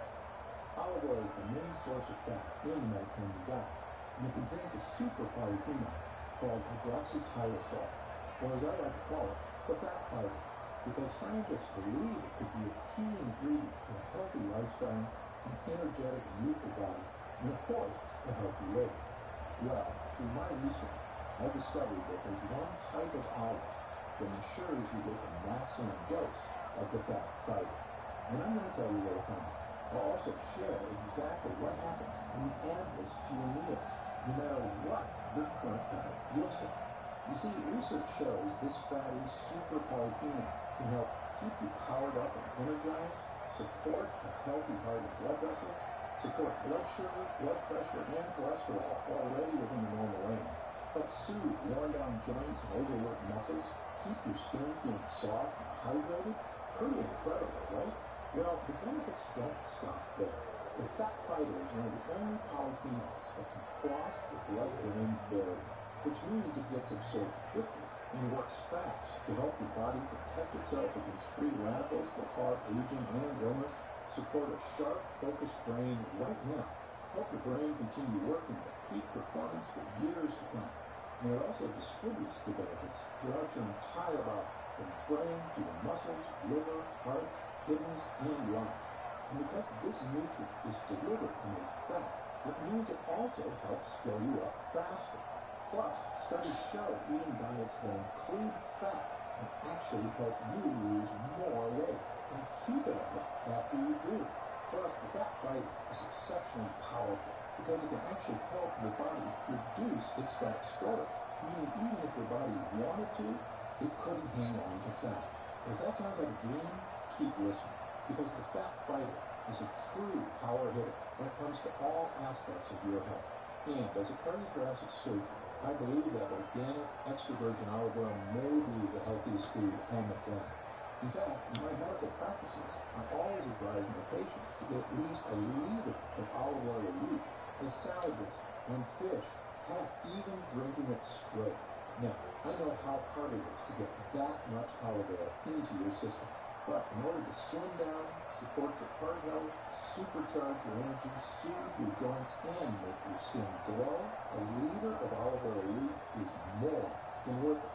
But I've got to be honest, even I struggle to get enough every week. In fact, between the two of us, my wife Penny and I only go through about a liter and a half a week. So most of the time, even I'm not getting as much as I recommend. Now, that just wasn't okay with me. How could I recommend my patients do something that I couldn't even do myself? Well, I knew there had to be an easier way.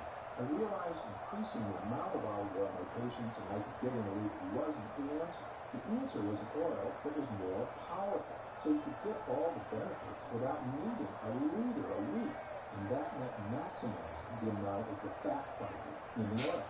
So I hit the book and started researching for myself where I could find olive oil that was rich in this powerful polyphenol. I knew it wouldn't be on the shelves of my local grocery because I'd already tried them. From the most expensive to the least, none of them measured up with a big enough dose of the fat fiber hydroxytyrosol. So I had to look all over the world to find one that was. First, when I headed to the Mediterranean, I began my search for a potent Italian olive oil that was not only natural. After all, you probably know they've got a reputation as the best. But what I discovered really surprised me. As it turns out, many Italian olive trees are growing fruits with only base amounts of the fat fiber. Thanks to their growing conditions in comfortable environments, the polyphenol production is good, but not great. I also checked out olive oils from Greece and Spain, two other Mediterranean countries known for high-quality olive oil. But it was the same story. There was only a little hydroxytyrosol, the fat fiber, in each oil I could get my hands on. I knew it wasn't good enough. At this point, I was feeling pretty disheartened. If these famous olive oil hotspots didn't have an oil powerful enough to meet my expectations for myself and my patients, where else would I turn? As it turns out, the answer was pretty unlikely, because there was an unlikely Mediterranean country I hadn't looked at. In the Petrols, you'd never imagine that olives could even grow there, never mind flourish, because the olive trees there only live in harsh desert conditions. There's barely any rain, it's really hot, and the soil has hardly any nutrients. Honestly, the conditions are so brutal, the olive trees think they're dying. It sounds bad, but this is actually the best thing that could happen to the trees, because they buck up and go into survival mode. The trees produce massive amounts of polyphenols, including hydroxytyrosol, to literally save their lives.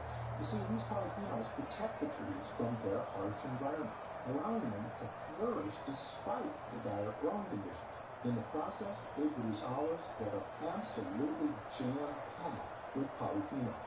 So, any guesses where I found the world's most potent olive oil? It wasn't Europe. It was Africa, in Morocco, just off the Mediterranean Sea. And when I came across these incredible trees from Morocco, the ones that are forced into survival mode, I knew I'd found the answer. The olive trees growing in the Moroccan desert had incredibly elevated levels of the fat fiber. In all my travels and research, I found these olives are one of the most potent sources of hydroxytyrosol on Earth. They have so much of this nutrient, you wouldn't need to drink a liter of olive oil a week. You could get the same benefits in a fraction of the oil. In fact, olive oil made from these trees are supercharged with 30 times the polyphenol content of regular olive oil. This whole time, the trees have been doing all the hard work for us. We immediately decided to collaborate with a local farmer, Hoffman, whose polyphenol-rich olive oil has been in the family for generations. And alongside his family, we're finally able to provide you with a delicious, healthy olive oil. An olive oil that's revolutionary and unlike anything you'll see on your supermarket shelves. I proudly call it Gundry MD's polyphenol-rich olive oil, a revolution you a new way to get your intake of olive oil. Robust, delicious, and amazingly potent. To put my theory in perspective, because WMD polyphenol-rich olive oil has 30 times the hydroxytyrosol as conventional olive oil, it's like getting the benefits of drinking an entire liter of olive oil in just over 2 tablespoons. I recommend you take about a half a tablespoon a day. That'll ensure you're getting your entire liter a week's worth of supercharged polyphenols in just 4 days instead of an entire week. And if you want to have more than a half a tablespoon, be my guest. You can never get too many polyphenols. Now, you can get your half tablespoon a day any way you like. Some of my clients like drizzling it onto their favorite foods as a delicious food topping. If you ask me, it's phenomenal on salads and fish. But you can add it to any meal to enjoy a fat-busting boost. In fact, adding WMD polyphenol-rich olive oil to your daily diet is an easy way for you to enjoy great blood flow to support healthy arteries, laser focus and crystal clear concentration, comfortable joints and rejuvenated muscles, soft, hydrated skin, a well-supported immune system, a slimmer waistline. I love that it takes the pressure off trying to get enough olive oil every single week. In just a half a tablespoon a day, you're meeting that weekly quota and then some. Now, this is different than your typical olive oil, and you'll notice that when you taste it. It's slightly bitter, peppery, and creamy, the hallmarks of a potent olive oil. In my opinion, it's the best tasting olive oil I've ever had. I love the bite it's got. But you really can't compare a run-of-the-mill grocery store oil to polyphenol-rich olive oil. That's like comparing grape juice to wine. When you taste it, you'll know the difference. By now, you may be wondering how you can get your hands on this super potent olive oil. It won't be on the shelves of your local grocer, because these olives grow in such specific conditions in only one place in the whole world, the deserts of Morocco. Not only that, we refuse to cut any corners, especially when it comes to your health. Every batch of polyphenol-rich olive oil is immediately cold pressed in a state-of-the-art facility right in the olive groves to preserve as much of the fat fighter hydroxytyrosol as possible. You see, when you introduce elements like heat, light, or air to olive oil, the quality is almost instantly degraded. So we make sure to cold press our olives so heat can't attack the polyphenol content. We make sure to bottle our polyphenol-rich olive oil in dark glass bottles so the light can't break down that fat fighter content. And we do it all at the source. It's also USDA organic certified, and it also meets the organic European standard. You'll find both of these logos on the side of the box. When you see them, you know this olive oil meets some of the highest organic standards in the world. In order to get these certifications, the Moroccan farm has been inspected by both European and American inspectors. Meets all organic regulations. Cares for both the health of the olive trees, olives, and the people who consume the oil. And the farm undergoes an inspection every single year to ensure these high standards are being maintained. All of these steps take incredible effort and expense. But they also mean that we can get you this amazing olive oil, one that's 30 times more powerful than normal olive oil. Simply put, we don't take shortcuts. After all, this is your health we're talking about. As you can imagine, these production practices do mean that polyphenol-rich olive oil is more expensive to produce than most conventional olive oil. However, I've got a great relationship with Hoffman, whose family has owned this olive grove for centuries. And for the time, we've decided not to sell this olive oil straight.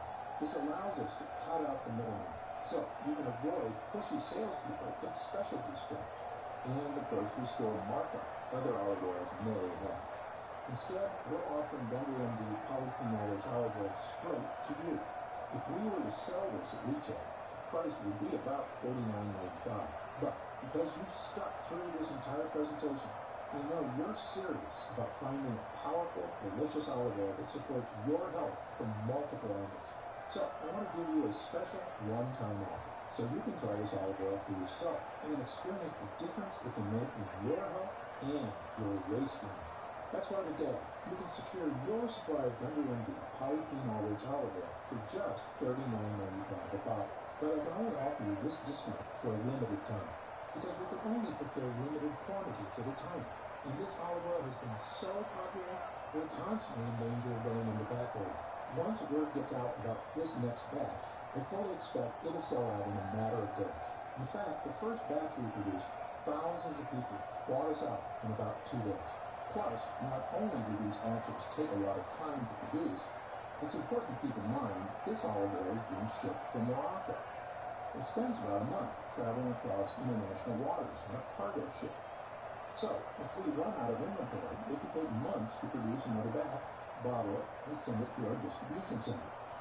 Which is why I don't want you to wait another moment to claim this offer. And I'm taking all the risk out of ordering polyphenol-rich olive oil today. In fact, every Gundry MD purchase you make is covered by my 90-day ironclad guarantee. If you don't feel like your mind is sharp as ever, if you don't notice your skin feels soft and smooth, if you don't feel like your joints are calm and supported, and if you're not feeling and looking slimmer than ever, you can send it back for a full refund of your purchase price. But I believe once you experience the incredible health-boosting power of Gundry MD polyphenol-rich olive oil, you won't want to be without it. So, click the button below to take the next step and claim the special one-time offer before our next batch runs out, and before this offer expires. If you see the order page when you click the button below, you'll know we still have stock left. The order page will show you all the options available to you, including the most popular 3-bottle multi-pack, as well as the 6-bottle pack, which is the best value. What you choose is up to you. But time is of the essence, because I can't guarantee how much stock we'll have by the time you finish this presentation. And when you order, you can be completely confident in your purchase, because our order page is secured with exceptional safety technology. So you can always trust that your order is 100% safe and secure. Thank you so much for your time and attention today. I hope you've learned a lot, and I hope you're ready to see just what the Fat Fighter and polyphenol-rich olive oil can do for you. Because I'm Dr. Stephen Denver, and I'm always looking out for you.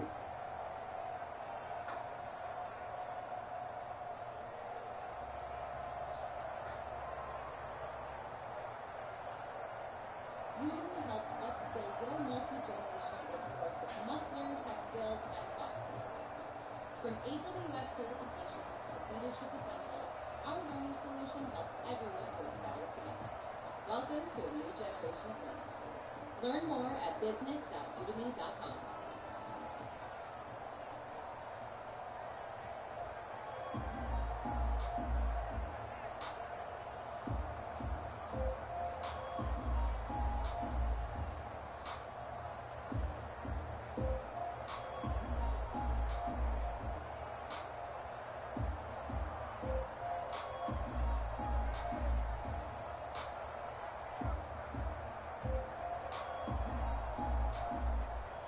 If you good educated, I'm glad you made it.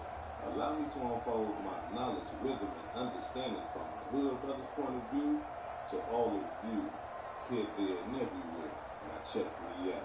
New for us here at 5 o'clock, Grammy Award-winning Chicago rapper Lil Durk is facing new charges in a murder for hire plot. Lil Durk, whose real name is Dirk Banks, is facing 2 additional felony charges, including conspiracy.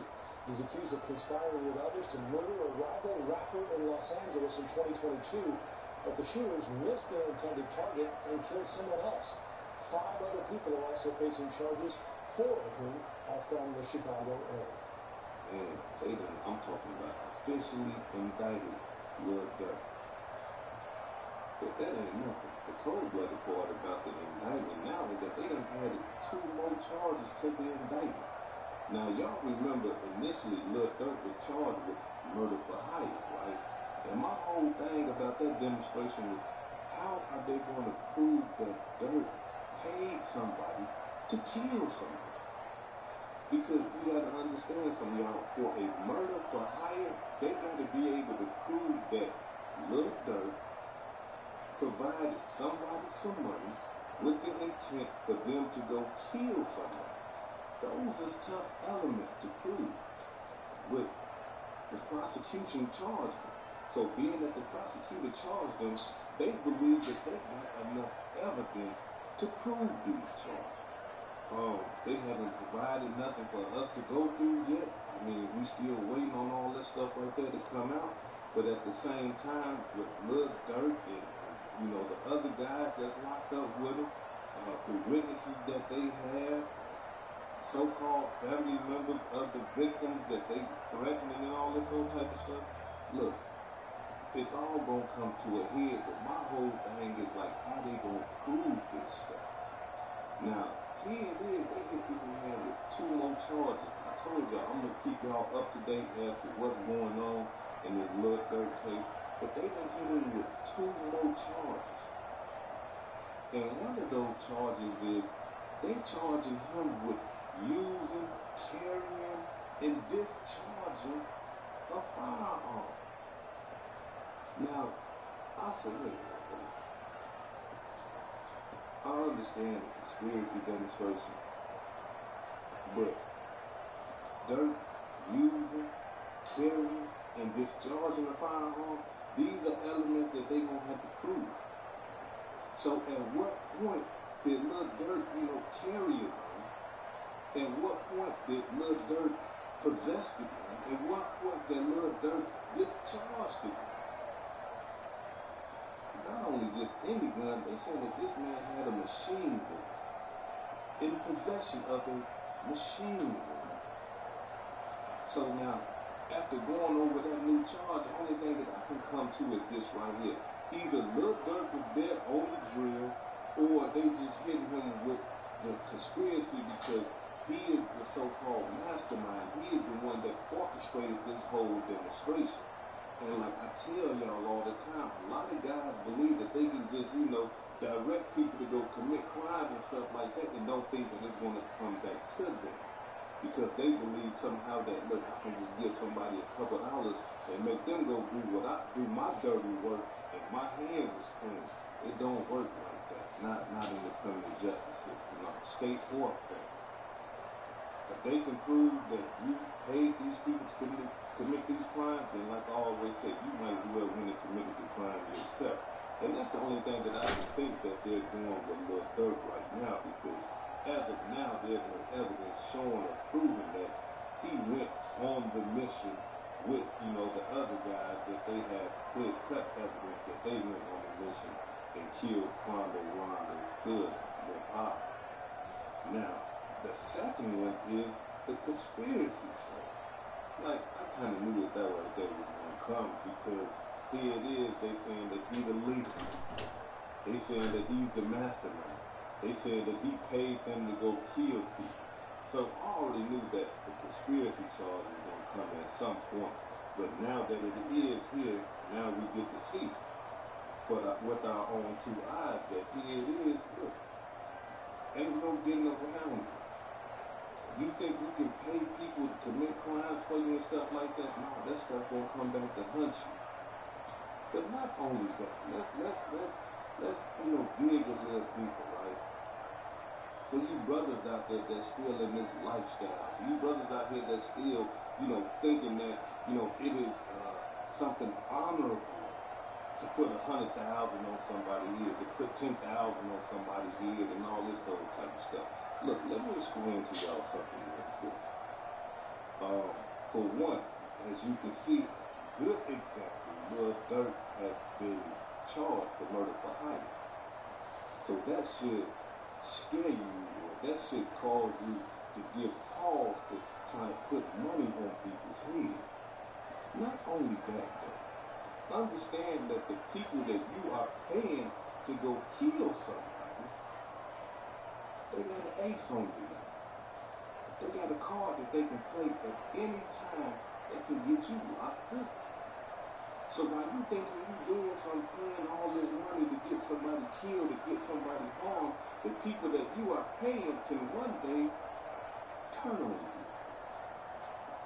Man, the same guys that you sent to go commit murders and commit harm to other people, those same guys can turn around and say, hey, you know what? Hey, we the one that paid us to do that. When they get charged with another crime, let's say if they get charged with another murder, let's say they get charged with a gun charge, and you know, the state is saying, or the feds are saying, hey, look, give us something and we'll throw you a ball. Just give us something, you know what I'm saying? You know we want food over there anyway. Now, you can give us some of him, you know, we can make it juicy for you, you know what I'm saying? We can make it look real nice for you. We can plug you up. So, understand, you paying people to do your dirty work. Those same people that you are paying can one day turn on you and get you locked up. They got the evidence, they got the phone calls between y'all two, they got the text messages and all that old type of stuff. Not only that, if it's more than one of them, then that makes that credible. You understand? I mean, like, because one person can't come and just say, hey, look, this guy paid us to go kill somebody. But if two of them come in agreement, then, hey, that's enough for the state and the fed. They like, we got two people saying, and we got phone calls that connecting. We was here this day, y'all beefing and all that other type of stuff. It don't pay. There's no benefits and none of that. So for you guys that are in that type of life and y'all think y'all really doing something now, y'all really need to sit back and think and say, oh, wait a minute, I can't be paying nobody to commit no murders and stuff like that. They locking people up for that right now. Yeah, ain't no way around that. They locking you up, yeah, just like you did it yourself. And Lil Durk is a clear example of that.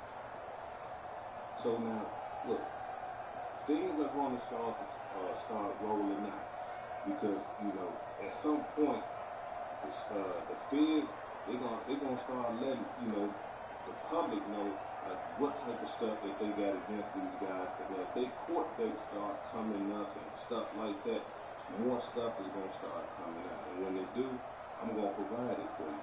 But at the same time, I just want to tell you brothers out there that got all this money, especially you rappers. I'm talking about anybody, especially you rappers, that paid somebody to have somebody killed or some harm did to somebody. That, look, this right here gotta have y'all shaking in y'all boots because the same way that they just did this with Lil Durk, they can do it to you.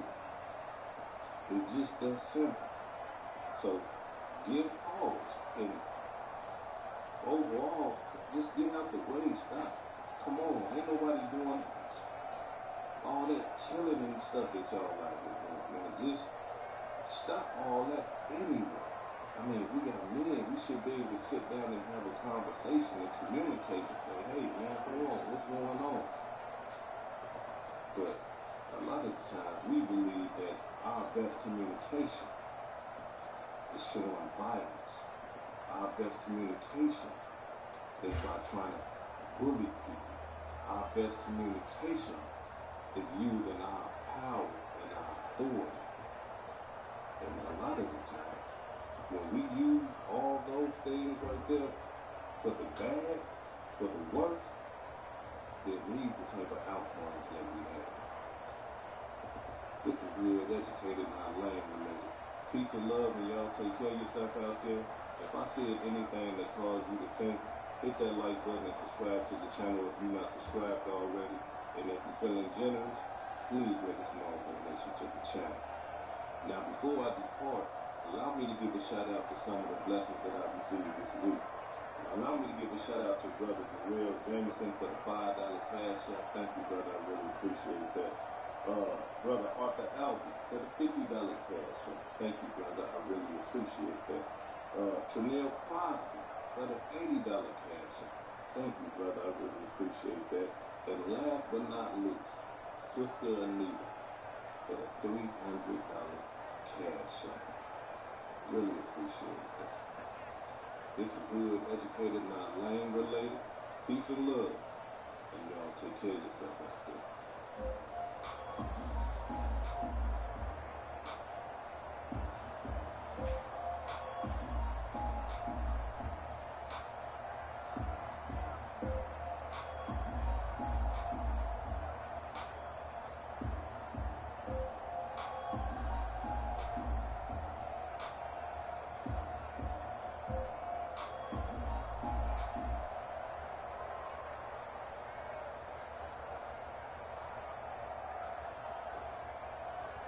Is working hard to manage migraine one big nope?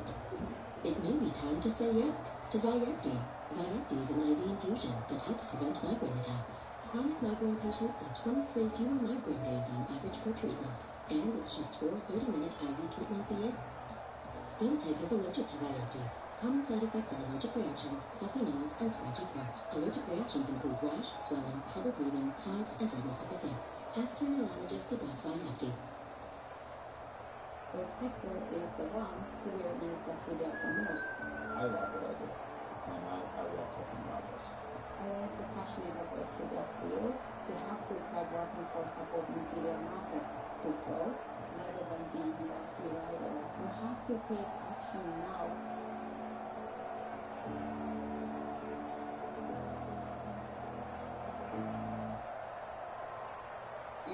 Oh, man. This is going to be great. If y'all like it, that share, let everybody know you in here. Of course, you know paper, and let's choose a mother hater. You already know what it is. If you're new, if you're watching this for the first time, subscribe. Click all the notifications. You don't want to miss nothing. You don't want to be looking on Instagram one day and TMZ is talking about it, and you're like, ooh, what's this? No, you don't want to do that. So stay right here. Now, you won't be talking about these demos or nothing anymore. I came up on something else. I came up on somebody else. Yeah? Very nice. Yeah. Very nice. Her name is Sarah the Goddess. She just put out a project called Mac 10, TYM. Out of Texas. Fire. She might be one of the top MCs I've heard this year. Wow. Like, body and shit. Top MC. That's a lot of promo you're giving her right now. I could lie. She got a budget? I could lie. I could lie, but I'd be like, on right there. My words don't cost. My words can't buy it. Nah. Yeah. That's what's up. Because I'll tell you, we rock for free too. Oh, that's what it is. That's it. You gotta check that out. Shout out to Sabbath. Somebody got it. And Pretty Boo. She's still doing it. Okay. I'm happy. I'm actually What happened to them? Hey, you still doing this thing. I'm giving moments. But you don't say his name no more. I just noticed that. That what? God, you know? I told him to bring him to the studio. He just stopped talking about it. You doing it? Fire is fire. Yeah. So this is me shouting out. I see people in my DMs. I see you. I'm listening. I'm checking. And I'm finding good shit. So I'm not throwing away as many demos DJs like you said. You might want to get on the drop. I think so. Shout out to Pretty. She's probably coming first. There it is. Shout out to Pretty. Sean Bigger. Man, God, very few words. He's going to say 6 words this episode. It's going to be like, oh, yeah, listen here. He spoke. Smoke. Singing to everybody. Yo, Smoke, what up, man? Yo, I gotta say shout out to my man Smoke Daisy. He came through with the dial on. When you going through joint, you know what I mean? This brings back memories. Thank you, bro. I appreciate this. That saying go, nigga. You ain't do my show yet. What's up, man? We're gonna talk about it. Heineken. It was just some partying with Angela Yee and like 30 of her homegirls. Shows a lot of support for the show. Big this up. Oh, okay. Shout out to Angela. Yeah, she's like my expert opinion. I donated some Cokes in Detroit with her. So we're working on getting her to sit in the chair, but we were just having unlimited champagne and chicken wings. So. What? Hey, were you celebrating her leaving the Breakfast Club? Yeah. Really? Yeah, dead eye. It was a celebration. No, dead eye. Okay. I'll tell you what the conversation was. I called him. Why you believe? Because you know Big Boss Yee. Oh, there's a video of the Big Boss Yee. Big Boss Yee. So damn well. I was looking at very highly of us on the show working together in the chair. That's what's up. All right, let's get it. She's bringing all her homies. This guy right here. He hot the streets right now, boy. He living it up. That's right.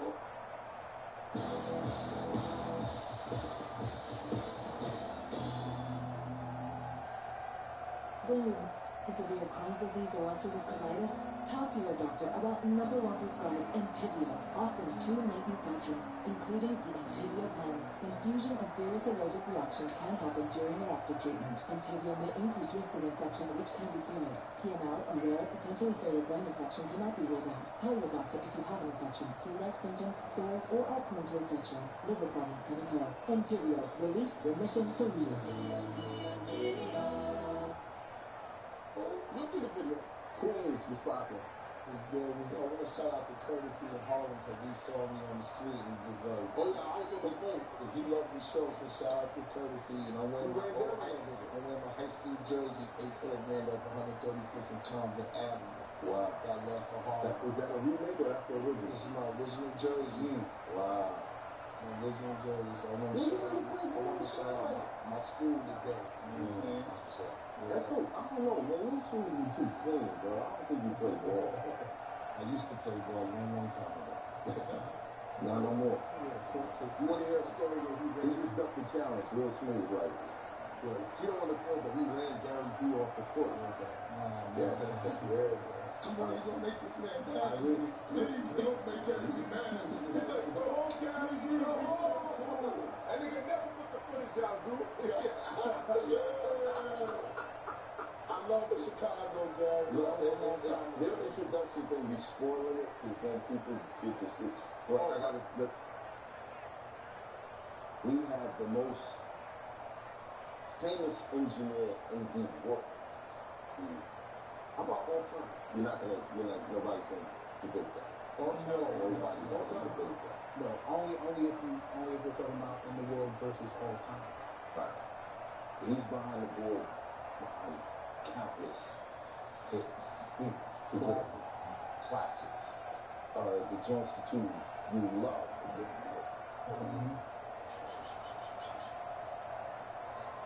Not only that, but he's been an avid supporter of the show.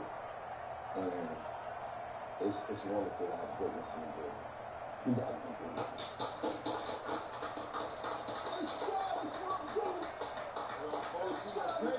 Unless you a hater. You know what I'm saying? I was like so proud. You know, people come out here and say this. But I know you know that once you started the show, I hit you. I was like, man, I really love this. And then to see it develop into what it is now. Right. And to see, like, this is like my barbershop. Like, literally. It's the discussions that I have in my barbershop. Wow.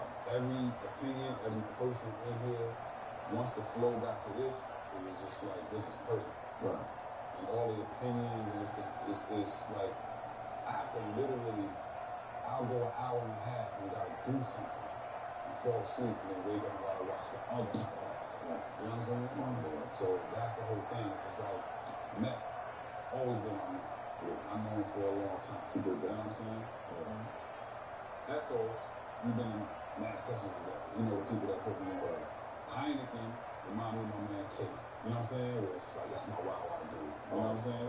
Yeah. And this reminds me of my man Feed. Rest in peace to my man Feed that was in the Bronx. He's like, my man Feed was like one of the Bronx dudes. That's another thing. In the Bronx representation that Queens be heavy. We got space. Space is kind of close. You know what I'm saying? Yeah, he's not close. But Biggie remind me of like my dude Feed. He was like very quiet, but like every time he talked, it really meant something. You know what I'm saying? So it's like chooses his words wisely. Yeah, absolutely. Those things, and then people come here to hear real opinions. Right. So I was remiss because I was in LA. Every time I was like, I gotta get the show, I gotta get the show, I gotta get the show. As soon as I get back to New York, I'm on the show. And now I probably asked you like 20 times. Bro, and I kept telling you I'm not favoring him. Yeah. As soon as I get home, I'm on the show. Yeah. You know what I mean? I asked him the other time. The other two? The other two. He doesn't know how connected he is to the show. Okay. Its inception was the night we was in the studio. Absolutely. I shot the television room in Queens Flip, and that shit went so good. You don't get enough credit for it. That was I flipped that Mexican style shit. Shout out to Queens Flip. But the first 5 or 6 comments under that video that had hundreds of likes was Matt needs his own podcast. And I was like, I'm kind of tired of people reporting on me and getting it wrong. Right. So I started the show. First angle was three people sitting here and the camera facing this way. Then we eventually got it right. Space came on board. And but I was in the studio with you that night. Absolutely. And to be the fastest growing podcast. And I watched the numbers. You know what I'm saying? I watched the comments and I watched the people like that really love the show. And it's for us. Yeah. It's for those that like to have real conversation, real talk. So I was just like, you know, I gotta come on here and I gotta tell. Like, I don't like doing a whole lot of interviews. Yeah. But for you, and to be able to tell the story and be like, hey, refer to the Matt Hopper interview if you want to know who I am. That's what I'm here to do. So we're going to go from the beginning all the way up. All right. Now, for those that haven't watched the Matt Hopper show, right? You got to understand that Matt is going to start with the wild out question. And I'm going to show you why I've been a real listener. Eventually, at some point, and however many hours this goes, I'm going to say the words, your frontal lobe is not the I'm going to say all those things. But I'm a real listener. I might, like, literally be the sixth member of the show. You know what I mean? But that's how much I love the show. So go ahead, ask the most wild-out question that you want to ask. And it's not a wild-out question. It's not a wild-out question. But I was curious. Okay. Because, you know, you record for the greatest, arguably the greatest MC in the world. But once upon a time, somebody deleted his verse. Did you hear that verse? Of course. Was it fire? Yes. Why was it deleted? Because Cam was in his feelings. Why was he in his feelings? Because Jay deleted his verse. Why did Jay delete his verse? What was wrong with the verse? There wasn't nothing wrong. It was just Jay had deleted his verse off of another song where I think it was like he was trying to fill space. And then I think Cam took offense to that. Now let me explain to you how baseline was. And we'll get to it eventually because that's like almost halfway in the story. Right. But baseline was an incredible place, man. It was really my home in New York City. You know what I'm saying? Baseline, you gotta remember, I'm there for 10 years. Every day. Every single day. No matter what artist it was. I never had no problem with another artist. Never. All the Rockefeller artists, my whole idea was to make them the best thing. So I think Cam was in his feelings because, okay, Just makes the beat. You gotta understand his backstory. Just makes the beat. And Cam asked for the beat from Just. Just said, nah, that's for Jay. And Cam was like, the beat. The old boy beat. Okay, let's go. Cam made the old boy beat. Right. I mean, Just made the old boy beat and Cam asked for it. And Just was like, nah, it's for Jay. So Cam got out for it. No beat. No matter you kicking out a whole bunch of stuff. So then, like, at least a month, maybe a month and a half went by. And Jay never knew. Right. So then it was one day where Just wasn't there. And Cam came in and mind you, this was not the normal thing. That was the beautiful thing about baseline. I'm there 24. If I'm not there, I'm going somewhere to take a shower to come right back. Right? My God bless the dead, my sister Camille, he lived on Church Ave in Brooklyn. So I might have took a train to Church Ave, take a shower, come back. Like that. Cam comes in one day, Just isn't there, Jay's not there, nobody's there. And he's like, yo, boo, he still ain't used that beat? I'm like, nah, put the beat up. No problem, put the beat up, Cam spits, oh boy, but remember, is the first day that it plays on the radio, it stops at Boom Start Popping. Right. What? I remember that. You know what I'm saying? What? The first day we played on the radio. So I think what Cam was doing was just like solidifying that as this is my beat. He says Just name in the beginning. I called Just and I'm like, yo, Cam is using the beat. You know what I'm saying? Whatever. I think Cam was doing that as a like, just like, nah, I'm taking this beat over. Yeah, you're not doing that with it. So literally, bro, this is how fast it happened. That might have been like 2 o'clock when he recorded it. I done it 3 o'clock. He goes to Hot 97. This is what Hot 97 at 3:30 was all the new music. Right. And he gave it to a DJ. I forget what DJ played it, but he gave it to a DJ and they played it on the radio that day. That day. I mean, we made the record at 2. It was on the radio at 3:30. Right. So then it was like, nah, this is my record. Dame comes down, he hears the record, he's like, oh, we shoot the video for that Friday. It was that fast. That fast. Yeah. Jay did the verse, you know what I'm saying? But you gotta remember something. When Cam says I deleted it, I basically just took that track out of Pro Tools. It's not deleted, it's not gone. Right. So Jay had a verse on it. Yeah, it still exists. But he didn't put it. The Cam was just like, nah, just dude, take that off. After Old Boy had got big. Right. You know what I'm saying? We put Old Boy out. But you gotta remember this is too in the middle of like Dame comes one day and he's like, yo, I don't forget who was in the studio, but I was definitely there. Dame was like, what you think about me signing Cam? I was like, what? Let's go. Yeah. So Cam was there. Cam had a couple of records that he came with, but the records that we made during that time was like, Hey Ma, Old Boy, Welcome to New York City. Like, we add more because now, once you walk in the baseline, you're in the family. Right. And if you're in the family and you walk in the baseline, I'm going to make the best records that I can make with you. Period. Right.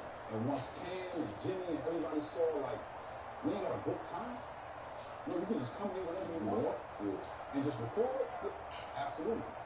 So when we did that, it was just like it blew up out of nowhere, just real quick, and it introduced duets. Right. You know what I'm saying? So, and you gotta remember, I've been doing records with them prior. Right. It wasn't just, that's why I give that, and that's why I give Cam, and that's why I give Jimmy, and they accomplish. Go hard and do stuff. When Jay finds out, what was the reaction? I wasn't there for his reaction. You know what I'm saying? Like his reaction to whatever it was. It was just like, I think Cam was sort of like saying like, he had deleted my verse and was delete his verse. What record was Cam's verse? Jimmy Cracker. So Jay, no, if you go on the internet right now, there's a One for Peter Crack version where Cam is on it. I think it was One for Peter Crack. Was Jim on it too? Nah, Jim wasn't on it. But it's One for Peter Crack, and I think he had took him off of that, and then I think he was just in his feelings, you know what I'm saying? But I can't speak for Cam. But that's what happened. Cam was just like, nah, really believe it. I didn't believe it. I just, you know what I'm saying? I took that one track and hit it. Right. So we use that verse for anything else? He's never really done it. He's never really been like, oh, this verse is on this, and then we put it on this. He never really done it. Because he designed the rap to the beat. Okay.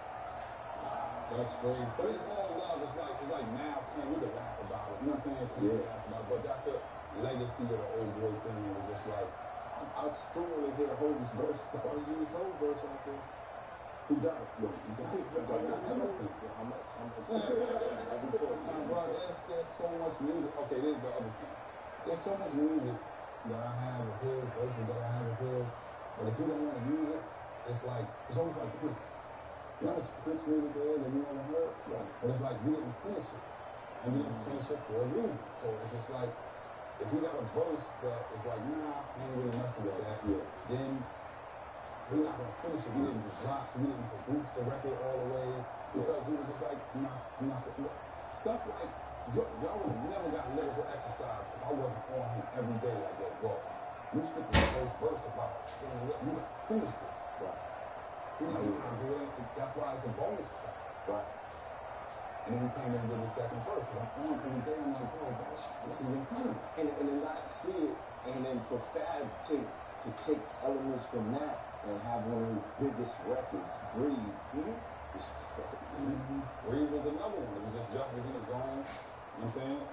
And that's what baseline was. We were just kicking out records, and it was just, we almost messed up with that because we went to the radio too fast. But then sample clearance just killed us with Breathe. It just killed us. You know? I remember they took 100%. Bro, it was crazy. Because the record was so good, we made it, we just ran to the radio and played it, and it was just like, man, you lost all negotiation, all the power. Because it's already out, so they're like, you need this. You lose all your power. You know what I mean? For those that don't understand, sample clearance is just like, it's like if I come to you and be like, let me wear your hat. You can be like, no. Or you can be like, $1 million. And if I feel like that $1 million is going to help me in my career, what I'm doing, I'm going to leave it. Right. But that's what sample clearance is. But if I catch you walking around with my shit on, now it's getting crazy. Right. Unlimited the amount of money I can sue you for. You see what I'm saying? It's happened before, like Uptown Baby, you know what I'm saying? Kill Guns, Go to Read, that's just crazy. It's just a game, you know what I mean? Wow. This is the part where you should start from the beginning. Whose verse is better? On the old Brady? Yes. I'm going to always say Jay is better because he's lyrically, but you got to understand what Cam does.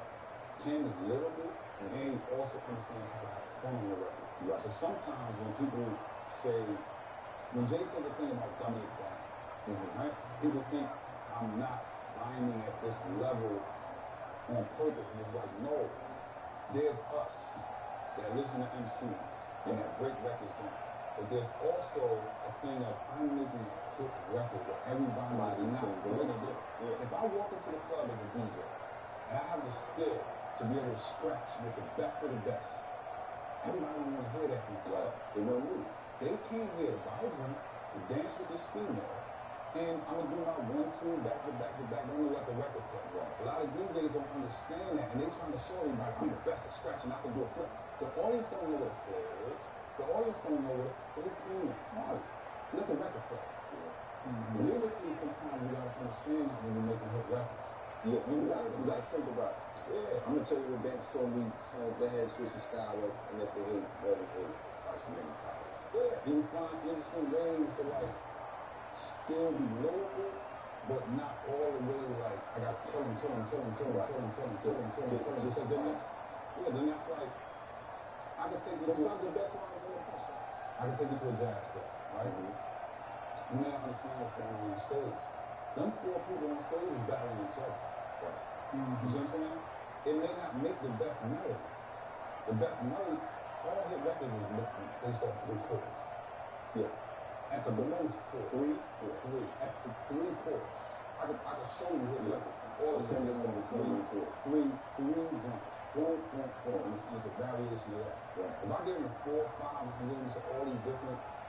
Now we get into a level that's taking me. Now I'm stopping what I'm doing and I'm listening to you. You see what I'm saying? This is as a DJ that like will understand battle. So if I'm stopping and I'm listening, I'm watching what you're doing versus we out here and we're trying to have a good time. It's 2 different things. So I'm transforming that as a DJ to an MC round. You know what I'm saying? Feeling versus feeling. Yeah. Did you have that deal with you? The stage has been SDE Cam versus Component Cam. The lyricist, the delivery was. All I can say is, I love SDE Cam. Me too. I love that. But when Cam came to baseline, you get Component. Yeah, of course, because I'm there.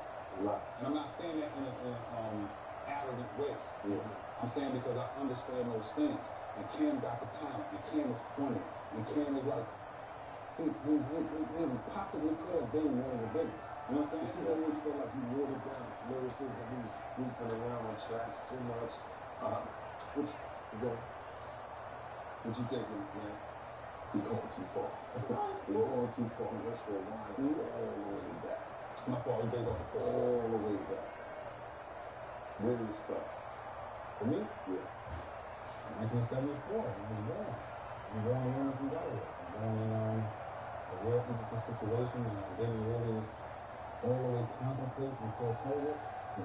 But I'm born in 74 in Wilmington, Delaware. I'm born into a situation that is not normal, and I recognize it as not normal. My parents, I don't have the regular, I don't know my father's story. My parents did this, my father was the father to a whole neighborhood. Not only that, they went to Delaware State. My father's from Washington, D.C. Some people get this confused. I'm glad you said that. I'm born in Wilmington, Delaware. My father's from Southeast Washington, D.C. 47th Street, over by the old street there. My mother's from North New Jersey. This is where I come from. They meet at Delaware State. But they prove, imagine a proof of everybody going to school together and say, you know what? When we graduate, we're going to all move into the same neighborhood, blocks away from each other. Right. So, all of my childhood was just like, I had friends. Was this based on religion or just I was raised by revolutionaries. There it is. Raised by, let's not get twisted. Who wanted to Because, like, my whole life is these people, and I don't mean it just from a standpoint of ideology. I mean actually doing it. So, my parents, my godparents, all of those people, they moved blocks away from each other. So, if I'm in Wilmington, Delaware, 39th Street, my godbrother lives not even a full block, half a block away from me on Maxon Run, right? At that same time, what will become my crew lives 2 blocks down from me, right? But what I'm saying to you is that's why you gotta say what started, because I don't have that normal story of like I don't know my father. I don't have that normal story of I don't have an example of black men raised. I don't have that story. It's almost like I be trying to tell the kids like you should be proud to be affiliated, and more of you should be telling the affiliated story because more people are affiliated than are actually that. Right. So it's only the so many gangsters in the neighborhood. My cousin is the gangster. Dude sitting over there. He did his time. He sure. He did the best thing.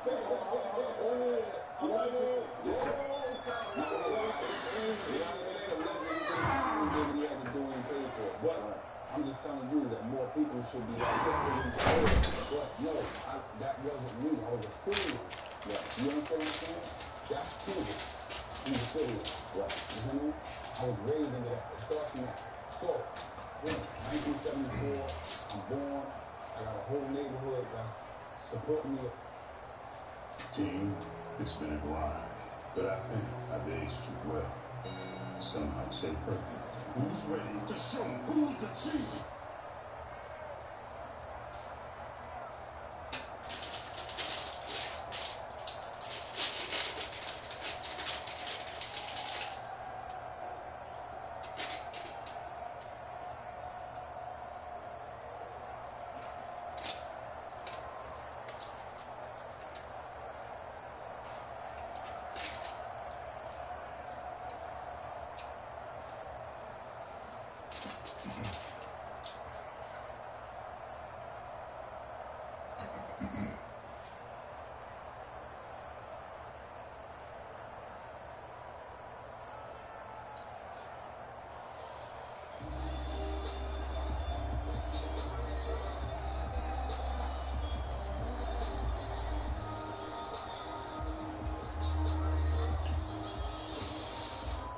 I want to ask you this though, because earlier you spoke about like when you were talking to a lot of the people about how the Smith culture works, the Fed culture works, and then also honing in on a post that you made a couple days, and you made a bold statement about the information you found out, not just about Smith culture, but about Houston, Texas Smith culture. Can you get into that? It's terrible, man. So you all these cats out here, man. It's a good chance that if they've been to the Fed and they rolling, they out of there. They out of there, man. You made a statement and you said that you feel like it's a bond, man. It's a you heard, man. This is what my OG tell me. He told him, he said he was on the farm with 3,000 motherfuckers. And out of the 3,000, only 75 or 80 of them was still. Everybody else had folded. That's a out of 3,000, 75, 80, that's like I couldn't believe that, man. I asked him, I said, how did you stay? I wouldn't have been able, my spirit wouldn't have been right around that environment. And that's different than flip-flopping any kind of way. Yeah. Me blacking out, man. Well, I wouldn't have been able to deal with the energy, man, because I think y'all got me. That's like being around a penitentiary full of pedophiles. Real shit. Real shit. Or rapists. Yeah, man, that's crazy, man. Yeah, but Houston is out of there, man. These cats ain't fucked up about it, man. It's telling, man. They can't stand on, It's sickening, man. Because if you don't be a man about everything you do, be a man about it all the way out. Because when you out here in these streets and you doing what you're doing, you getting the money, you fucking bitches, you balling, and you being the man. Be the man all the way out. Be the boss. Be the boss, man. Boss up on that time. Boss up on your issue. Stand on that shit. You know what I'm saying, man? I shout out to niggas who take their lick. Cause niggas always, nigga, I'ma take my lick, nigga. I'ma take mine, nigga. The laws jump out. Bitch ass nigga don't say nothing. Not everybody go to jail for your shit. You are the honorary police, bitch ass nigga. And shout out to niggas that take another nigga lick and stay still. You a whole different type of real nigga, my nigga. Real shit. You take another nigga lick and stay still, you a whole different type of another real nigga. You know what I'm saying? And, you know, and it is what it is. And motherfuckers, you got a bunch of motherfuckers outside always, the black niggas outside, but them niggas so dope for whoop-de-whoop-de-whoop. Nigga, take that bitch ass shit up with the United States government, ho ass nigga. Niggas don't never point out who create the conditions or who flood the motherfucker. All this shit go hand in hand. These niggas these niggas is just responding to a situation where they was placed in. A nigga that you think a nigga would prefer to put his entire life on the line, all this shit here on the line versus not having to, but still being able to survive healthily, bitch ass nigga, that shit don't make no sense. But a nigga won't tell, man, get the fuck out of here, man. Everybody is not built the same. Everybody can't withstand the same pressure. Everybody don't think the same. Everybody is not given the same ambition. Everybody is not given the same knowledge. Everybody is not given the same skill set. Everybody is different, man. I got a partner born into a house, so that every adult in the house was a dope thing. No life, shit in the bucket type shit. So how the fuck am I gonna blame this nigga for what the fuck he became? But Negro P ain't gonna give a fuck about that. Nigga, they gonna rock with what the white man say. The white man don't give a fuck about none of that. They don't give a fuck about it with little Timmy. Just fucked up about it.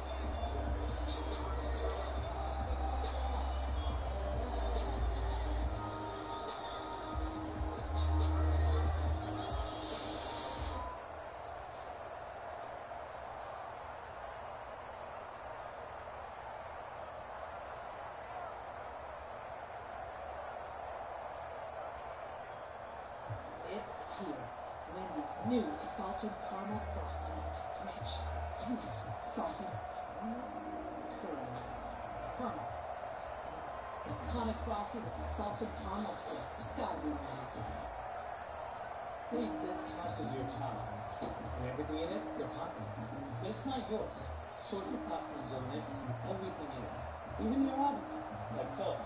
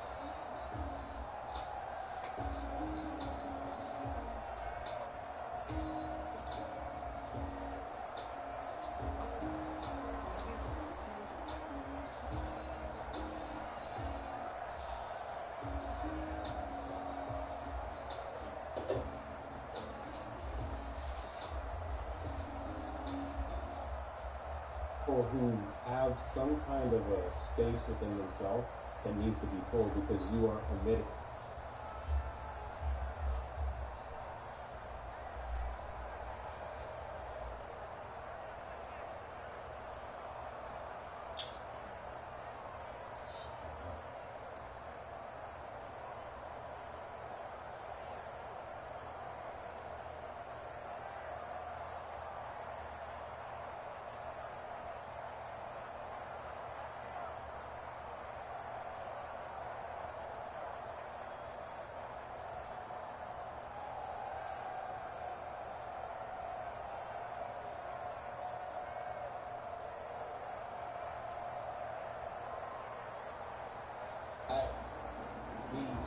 in this league.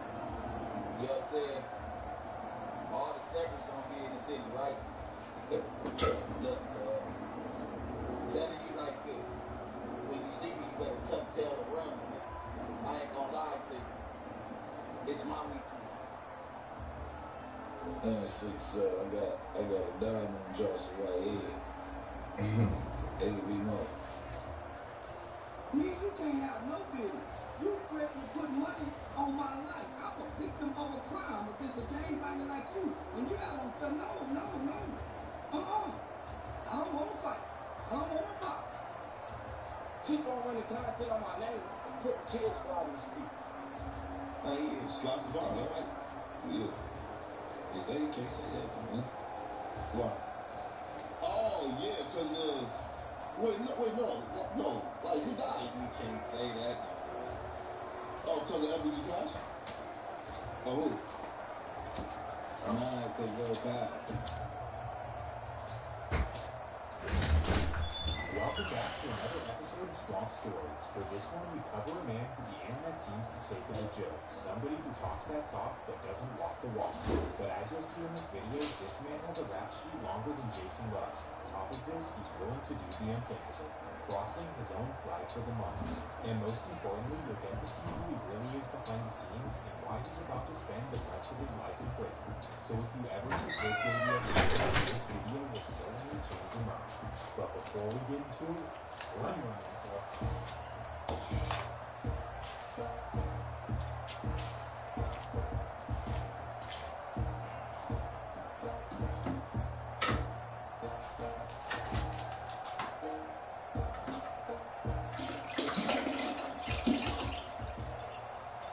The story begins on Bedford Avenue, located in the notorious intersection of the rolling 60s. Here's where a boy named Zaire Mitchell was born to a notorious Los Angeles family. Not notorious on an official or legal level, but notorious in the sense that they were known as a serious hustling family. So given their potentially dangerous lifestyle, they smartly decided to let Zaire stay with his grandma whenever they were handling business. Basically, throughout his younger years, he was between his mom's house on Bedford and his grandma's house on Bronson Place. I say that to say that his family always wanted to put him in good positions. That included sending him to private school as well. So growing up, Zaire attended Christ Christian Academy, which means the straight A student and standout basketball player. Now, I do want to point out that this isn't modern day or something, as the school is definitely located in the hood. But the point is that his parents put him in a good position. And early on, it was really paying off, as Zaire had a bright future ahead. But then, his parents would meet some people that would change his family's trajectory forever. While Zaire was in middle school, his parents would meet and build a relationship with Big Meech and Southwest Tea, the founders of the notorious BMF. Ooh-wee, this took their hustle to a whole new level. Basically, they started with helping BMF expand to the West Coast, but then they were actually invited to live with them in Detroit. This was a financial opportunity of a lifetime, and Zaire's parents would take up on it and come to Detroit. Obviously, they would leave the kids back home to be raised by Granny, and this is when life would start to derail for Zaire. Once his parents left, he began to veer towards hanging out with his cousins in the hood, who happened to be notorious rolling 60s members. And unfortunately, as soon as he was introduced to the lifestyle, he knew that he wanted to be a part of the streets. But because he was only 11 to 12 years old, his cousins refused to put him onto the hood. As a result, Zaire tried to create his own gang. At least started called Inglewood, California. Me and my best friend Envelope. Then, after giving up that idea, he decides to join something else. From there, I joined a clique called CIP, and it was completely irresistible players. And the police ended up documenting us in the gang files as Crips in Progress. CIP, so they changed it from completely irresistible players to Crips in Progress, so we was getting into so much shit in the area. So that was really my introduction. So now as a middle schooler, Zaire is roaming the West LA streets as an unofficial gang member. But then his friend's uncle would find out about this, and things would not be good for him. Well, not in the way you think. Instead of being upset that they're in the streets like any responsible adult should, he was just upset that they didn't join his gang. Uncle Mike, he found out we all was from the split. He came up here tripping one day. Like, he was really, like, this is a big buff grown man. He came over here tripping on this one day. Like, I ain't having it. Like, I either go turn West Boulevard today or this shit over. So now Zaire's pressured with the ultimatum of joining the West Boulevard Critters. This was like a dream come true, except because he was told to do it, he now did not want to do it. Like, if I'm going to join somewhere, I'm going to do it because I want to, not because somebody else is telling me to do it. I ain't supposed to be from West Boulevard, because we trying to make it. You know, I was rebellious back there, so I started hanging with the Harlem 30s. So now after rejecting the West Boulevard, he starts hanging out with the notorious Harlem 30s. He runs with them for a short time, but then his cousins come around and they're like, you're either going to join over there or join up with the 60s. Like, my mom always had a house made by Swanson, and one of my cousins lived by Swanson, so I ended up getting put on 60 for my 14th summer, but I always was a big with it. So Zaire officially gets put onto the 60s during his 8th grade summer. I got jumped by all of them. I started once he was like 19, and I started like a 30-year-old. So now he's officially a Rolling 60s member right before starting out at his private high school. He's known as Zaire Mitchell at school, and on the block he's known as Wild Bill from the Oak Trails. But somehow amidst his gangbanging, he's able to maintain an above 3.0 average at school and to become the backup point guard. Now you might hear backup point guard and think that he was good, but no. You gotta know where he went to school. They were stacked. We'll get into all that in a second, but the point is that while he's doing all this positive stuff, he's also living the life as a full-time gangbanger. When he wasn't at his Christian academy, he was knee-deep in very dangerous situations in the set. Specifically, his main expertise was robbing and extorting rappers who come to LA. That takes us to 2004, June 29th, 2004. It's the weekend of the annual BET Awards in LA, and the Rolling 60s have nothing but extortion on their minds. In particular, on this day, Zaire and his boys have somebody they want to target. Yep, that's right, Jeezy the Snowman. They desperately want that chain. Why him? Well, simply because he has the shiniest chain they've ever seen. We've never seen nothing like this. And you gotta think, LA, like the real diamond jewelry, diamond in each link, like, this has never been done in LA yet. The rapper's jewelry is very cool. It's like, if you get you some rapper jewelry and go to the jeweler, you up a couple $100,000. Unfortunately for them, they're unable to get a hand on Jeezy at the award show, so now they follow him to the club.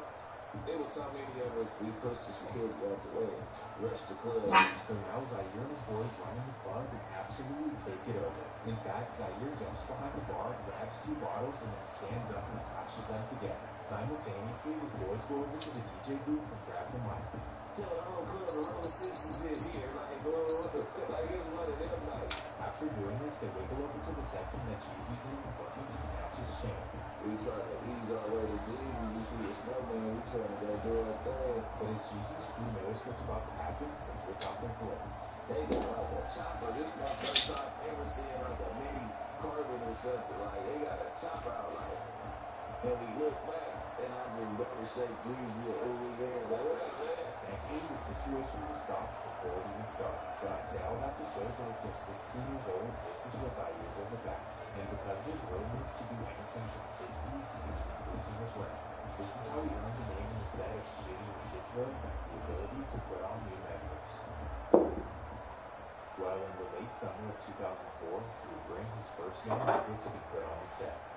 This would be a young friend of his by the name of Eric Holder. Eric was only 14 years old, but already thirsty and ready to put in work in the set. So of course, Zaire brings him to the set, puts him on, and earns the nickname of Lil Shitty, Big Shitty and Lil Shitty, a duo that would forever make history in the set. So being a big homie at just 16 years old meant that Zaire had a rider by his side. At first, this meant protecting the truck, which happened to be Zaire's mom's house. This is where you can find a whole lot of money, jewelry, and illicit items inside. So because of Zaire, his mom's house became the hangout spot for the neighborhood 60s. My house was the spot. She had money and she has a lot of jewelry. So she let all the gangbangers pick it up the house. Because she had control of us, I had control of mine. But we was like the security blanket. Now remember, as he's committing felony robberies and hanging out on the block, he's still enrolled in private school and playing on the basketball team. So now it's the fall of 2004, and Zaire's team has a major season ahead. The team is absolutely stacked as They have a 6'10 D1 center, a 6'7 D1 wing, and the point guard is Betty Williams, who you may know as in the lab. Well, long story short, they're so good that they have an undefeated season in their league, and they make it to the state championship game in Sacramento.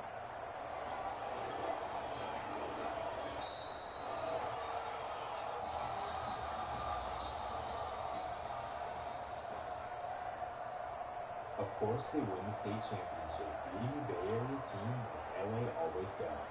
So on paper, everything in Zaire's life is looking good. Good GPA, winning the state championship, and also getting noticed on the AAU circuit. In fact, he was playing so well that he skipped his senior year of high school to go play at a basketball prep school in Mississippi. Now you'd think that with this great opportunity, Zaire would go into it with a positive mentality. Now that I'm out of state, I'm going to leave the game stuff behind me to simply focus on basketball. But sadly, for whatever reason, Red Business has been a Louisiana family-owned company for nearly 90 years, building connections from your storefronts to every customer you serve. A local team delivering true homegrown partnerships. Visit letsred.biz. Red Business. Udemy helps upskill your multi-generational workforce with must-learn tech skills and soft skills. From AWS certifications to leadership essentials, our learning solution helps everyone grow better together. Welcome to the new generation of learning. Learn more at business.udemy.com. Simply cannot let the street life go. So right after his senior year at the prep school, he catches his first scare. As he's riding around Mississippi in a car with no registration, troopers get behind him. And because he has an illegal weapon in the car, he decides to take him on a chase. So he bends a few blocks, giving him enough time to roll down the window, throw out the clip, and drive away. So then after getting rid of it, he rolls his window up, then pulls over so they can talk. Unfortunately for him, the officers did see him throw it, so they go around and they end up finding him. At this point, everything he's worked hard for is at jeopardy. He could quickly become a felon. However, because of the technicality in Mississippi law, he gets off with a misdemeanor. Ooh, damn, so they found the gun with no clip. That's a misdemeanor. Ooh, because it wasn't like... Well, while this is going on and he's sitting in a jail cell, he does receive some very good news. And while I'm there, I get an acceptance letter from Clark Atlanta University. So now he has the amazing opportunity to play on Clark Atlanta's basketball team and to go to school for free. Well, after presenting this to the court, the judge thankfully allows him to get out of jail just 2 days before orientation. What day do you start orientation? He let me out 2 days before orientation, so I couldn't do no gangbanging or nothing. This was a close call, but thankfully they let him off easy, and he's able to now focus on, well, is he? You'd think that catching that case would scare him straight. Like everything I've worked hard for almost was out of my hands. Like now I'm going to focus on basketball and school and definitely stay out of trouble. But nope, Zaire's entrance to Atlanta was quite the opposite. As soon as he touches down in the city, he meets up with his roller 60s cousins who now run with EMA. So while his classmates are sleeping in the dorms and sleeping on campus, he's with Big Beach at the club and sleeping in his mansion as well. Hey, I'm the youngest little dude. You know what I'm saying? In the club. 17, 18. I was reaching that day. And as soon as he was introduced to their lifestyle, he fell in love with it and was willing to do anything to impress Big Meech, including traveling and moving weight while being a full-time college student. So just unfortunately, during the second semester, it would all catch up to him. While heading down the interstate with 75 pounds in his car, the Georgia State Trooper gets behind him. He throws some of the bags out of the window, but unfortunately they catch up to him before he can get rid of it all. And just like that, Zaire is arrested and he's facing a serious Class A felony. While enrolled as a college student, he's now facing up to 3 years in prison. At this moment, everything he's ever worked for is now thrown out of the window.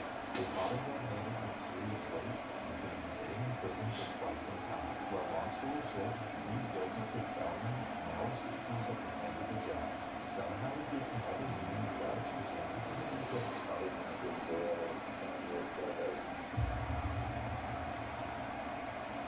receiving only 4 months for 75 pounds is very strange, especially in the South.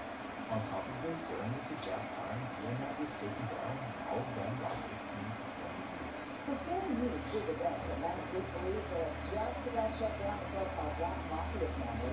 As our crew of hiding reports, these suspects were hiding out in one of the city's most popular areas.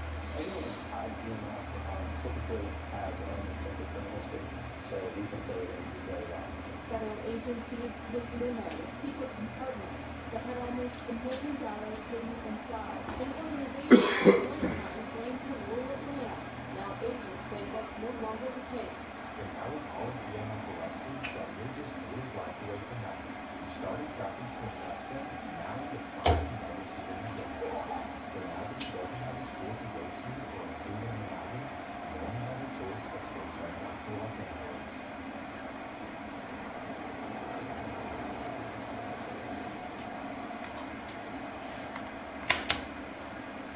So right after his release from Fulton County Jail, he makes a glorious return to the wicked, overhill Los Angeles streets.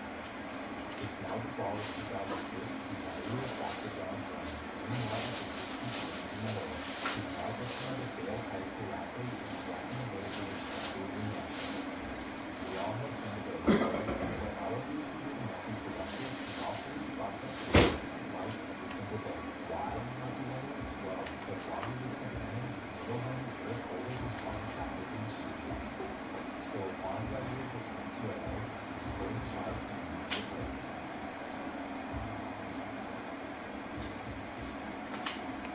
It's an early October afternoon, and Zaire and Eric are rolling through the set headed to their local corner store.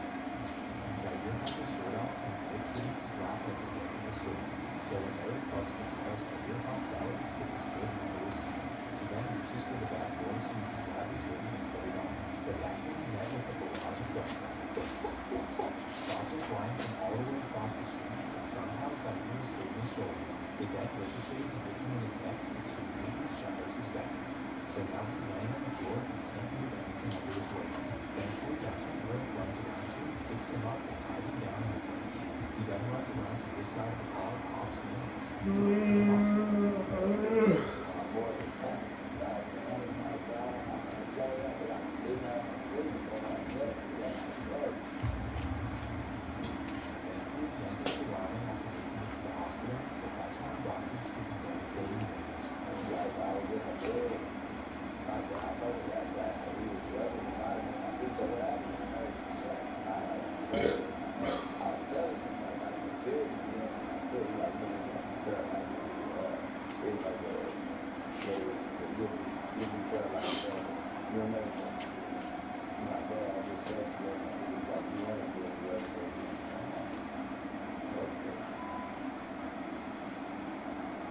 So for 6 months, he lays in the hospital bed, thinking he will be in a wheelchair for the rest of his life. A whole lot of time to lay there and think about all of his wasted life. So now he's pissed off at his rivals, and he tells Eric to go put in work. So if you didn't know, Eric Holder immediately hit the streets and started down rivals. So not only did he save his life, but he also allegedly eliminated those who did this to his friend. Eric's loyalty to Zaire was unparalleled. He's basically forever indebted to his life. Well, after months of being injured in a hospital bed, a miracle comes out of nowhere. It's sitting inside the hospital, and I can see it. Oh, my baby. That's what I did.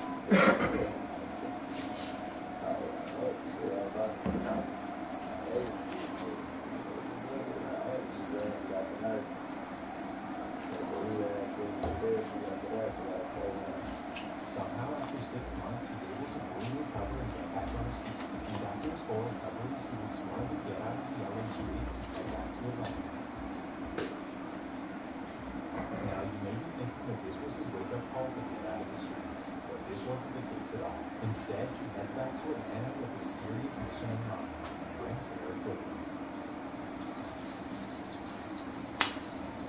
Basically, he wants to become the king of the streets, the powerful leader of the Georgia Rolling 60s. At this time, and really still to this day, the streets in the South had absolutely zero structure. Nobody listened to followed orders from anyone, pretty much himself. No certified OGs, DPs, put-ons, none of that. So essentially, what Zaire was trying to do was bring the Los Angeles way to Georgia, where he could have people under him and serve him anything he wanted. So in order to do this, he hit the streets hard and recruited new members, guys who were under him and who were new and can be said, and in the process, opened their mouth, took notice of serious stories. This is how Zaire truly made his name in it. From the notorious Four Seasons apartments, the West End, the Southside Hood went extremely far.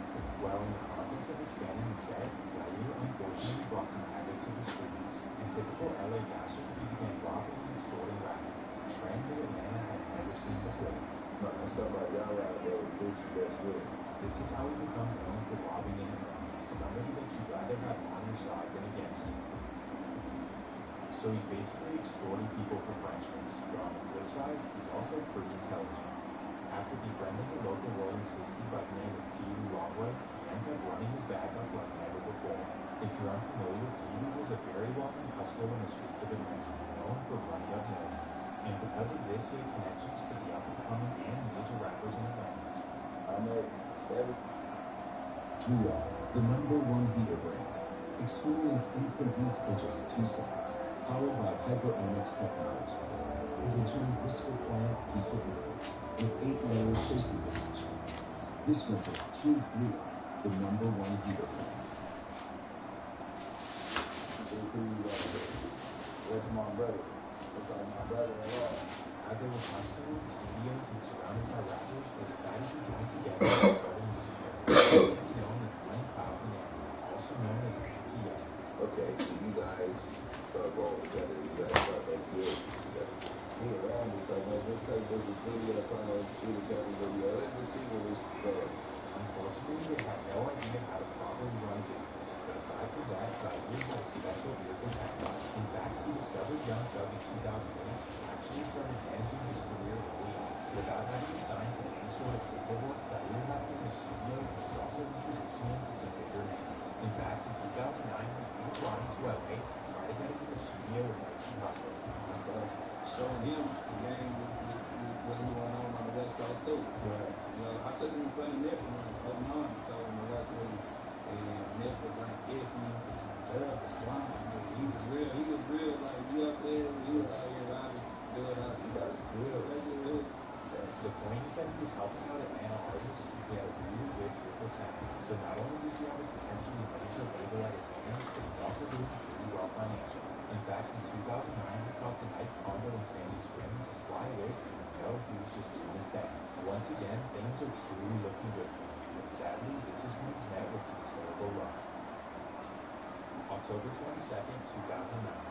It's a Thursday night in North Atlanta, and Zaire is heading down Interstate 19, headed towards downtown. As he's cruising down, the Georgia State Patrol gets behind him and runs his tag. Unfortunately, he never registers the car, so the officer hits the chair. Zaire knows that he's riding dirty as a convicted felon, so he smashes on the pedal. Now he's on a high-speed chase, cutting in and out of smashes into a pole. Just like that, the officers are able to pull him out of the car and find weapons inside. This time, it's no joke, he's facing 4 separate felonies. Already being a convicted felon, opening it up to 12 years in prison. But somehow, once again, Zaire is able to completely avoid prison and only get 3 months in jail. A convicted felon and documented Rolling 60's crib only gets a few months in jail for 4 separate felonies. Have none of those types of crimes. Well, once again, he gets off prison and he's right back on the streets of the On July 28, 2011, he let out another high-speed chase while on probation. And yet again, his power corrupted and he's facing 10 years in prison. But mysteriously, the judge lets him off easy and only does 18 months. Now, before we go into snitcher and informant, do understand that this is just a joke. It's just a complete joke. Well, regardless, so now 2012, and the NBA boss returns to the streets. While he was away, Pee Wee Longway was able to discover young rappers Lil Durk, Rich Homie Quan, and a group called the Migos. So as soon as Zaire got out of prison, he was connected with them and actually started helping them produce. Not only did he pay for their studio time and connect them with rappers, but he also provided them with protection. Durk being an outsider from Chicago, and the Migos being suburban wannabes. Both could use some protection. But most importantly, the biggest thing he provided was protection whenever the rappers went to LA.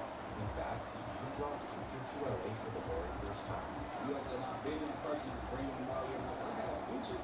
I turned that way on the feature. Nobody, I was listening to Drake straight now. I brought them all in to do a song with me. Essentially, he was every rapper's connection whenever they go to LA. He was the first and only call. Remember this, because it will be very important. Well, as we know, everyone around him and Pee Wee was getting rich and famous during this period. And after a while, they got kind of tired of being the guys in the background and wanted to try rapping for themselves. So Zaire would become MPA Shitro and MPA Brick Baby, and Pee Wee was still Pee Wee Longer. Early on, things were looking bright for the duo, as they had the help of Dirt, Future, Young Thug, Gucci Mane, and more. Basically, because of everything they had done for them, if they ever needed a feature, it could be done right away. But then, unfortunately, as things are going up for Brick Baby, he catches another felon in possession charge in Los Angeles. And this time he's sentenced to 3 years in prison. As he's sitting in a lonely prison cell, everyone around him is getting rich and famous.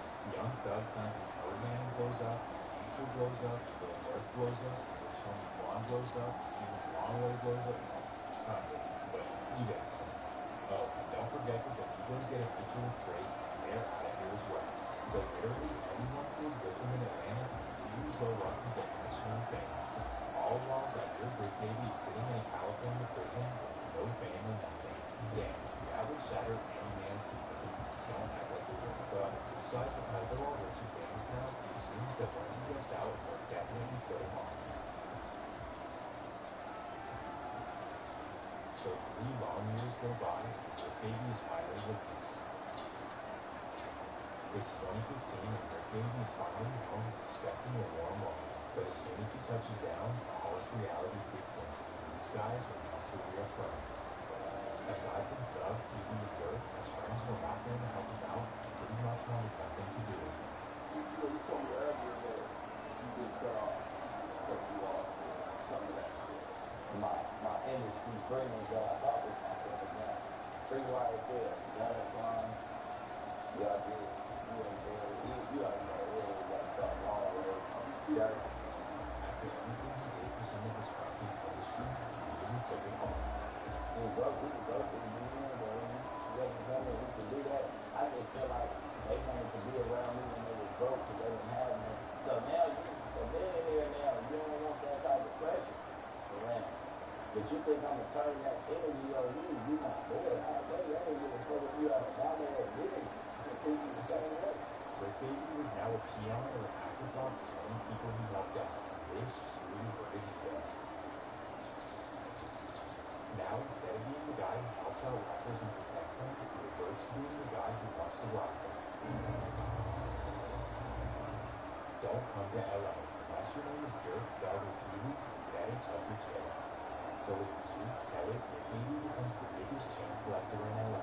Basically, he had his young low and 16 members doing serious homework in the streets. This included having them sit at the airport for rappers to come to town, and then following their cars back to their hotel. Then they would relay all of this information back to Brick, and he'd do with it what he could.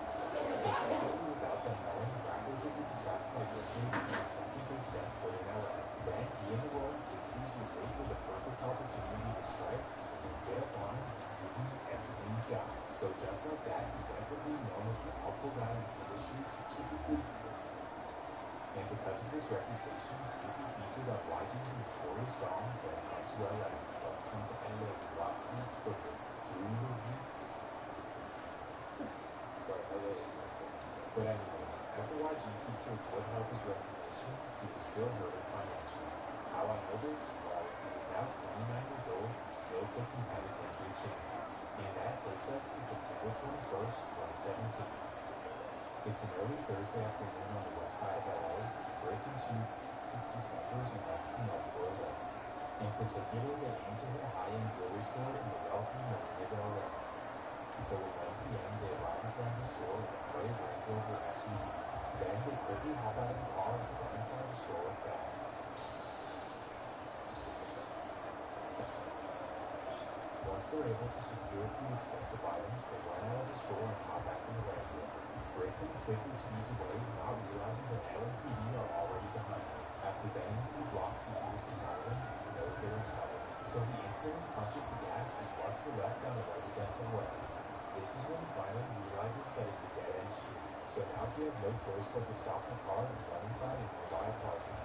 While he barricades himself in the lobby, police completely surround the area. And if we're here, a 6-hour standoff begins. Ripley in the 60s versus an LAPD.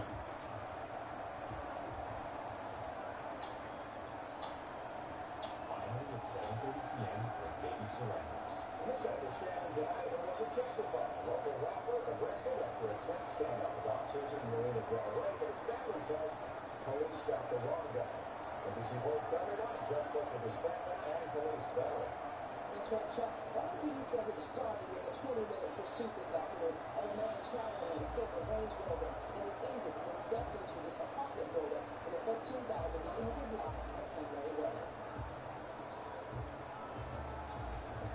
That recent video from YouTube is of local rap artist Cliff Baby. The 29-year-old man was later put in custody after a standoff with Marina Del Rey, identified by his mother, who declined to give further.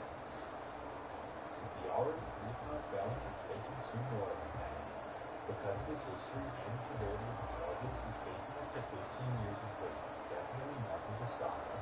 But of course, his family doesn't want to see him go away for a long time. And because of this, they go on the news and blame everything on his codependent. His mom goes on the news and says, "My son didn't rob anyone. In fact, he doesn't even own a gun." And get ready for this one. His friend is actually the one who robbed the store, and Rick only drove him away because of a drag. So she's really ready for his codependent under the bus. I don't know, it's his mom, but yeah, snitching, right? Well, long story short, Rick is let off easy again and sentenced to 4 years in prison. And even though this isn't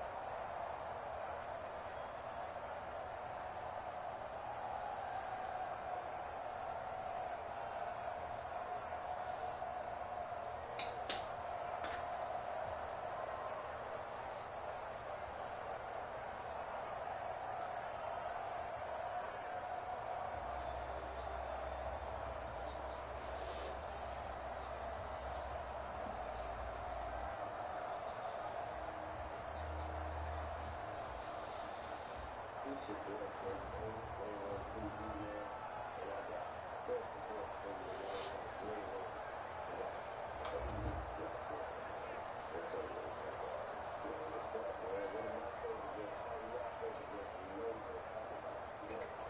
Yeah, so that's what we do. So, yeah. How you feeling, man? I'm sharp for a squat. That's me. For sure, man. I'm going to ask for a process. I'm going to so that's it.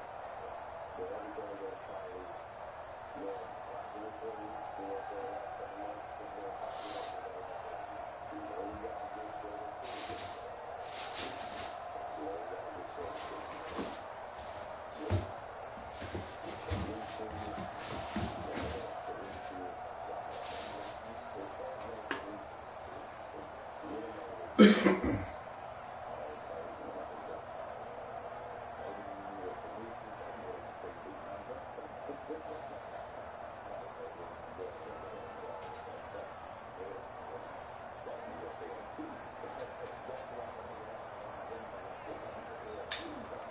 But you know, the funny thing, people are trying to make it out that like Demetrius is a known name. But he doesn't go by social media. But social media been making it out now. Your real name on the side, your real name Demetrius. That's a nigga. It's a name that black folks made up. It's a name that a black man made up. That's against you, nigga. That's a front. Against you. Demetrius, nigga. You can just imagine if you imagine that fucking YouTube as a application conversation there. You gonna instantly throw that shit right now. Get this nigga up out of here. Demetrius John Webb. Very excited to put that in. Of course, this is a lot of niggas. A little white man with that nigga stuff. But nigga, get the fuck out of here. When you graduated and speaking and shit like that. Demetrius, yeah, that's a real name, man. What that nigga was, I don't even know exactly where he's from. I know he grew up like in the suburbs, but I don't know what major city that he lived in. His people, they down south too, but they call him the Black. But nigga who probably played NBA probably can't say that. Not really. Jeff Van Gundy, you can say he lead his dog. They didn't say he racist. You know, okay? So John Webb was born. John Webb, South Carolina.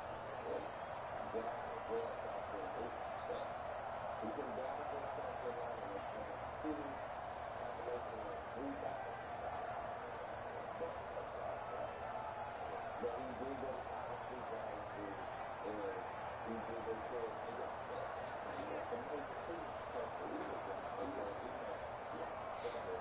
Major city. Yeah, let me look it up. Let me go.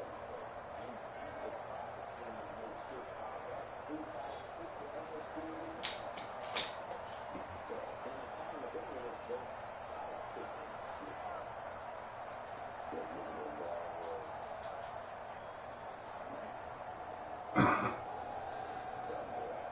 Shit. Bitches was slim picking it out.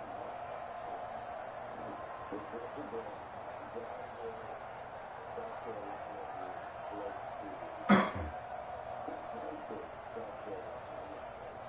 But there's an AO3 area. It says John Webb is a South Carolina suburb.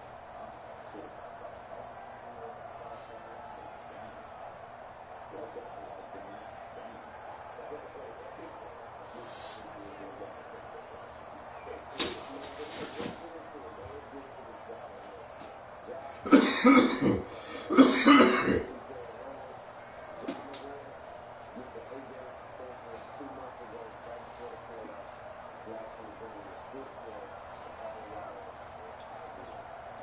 And now, 2 days ago, yesterday, 2 days ago, something like that, him and his homeboy,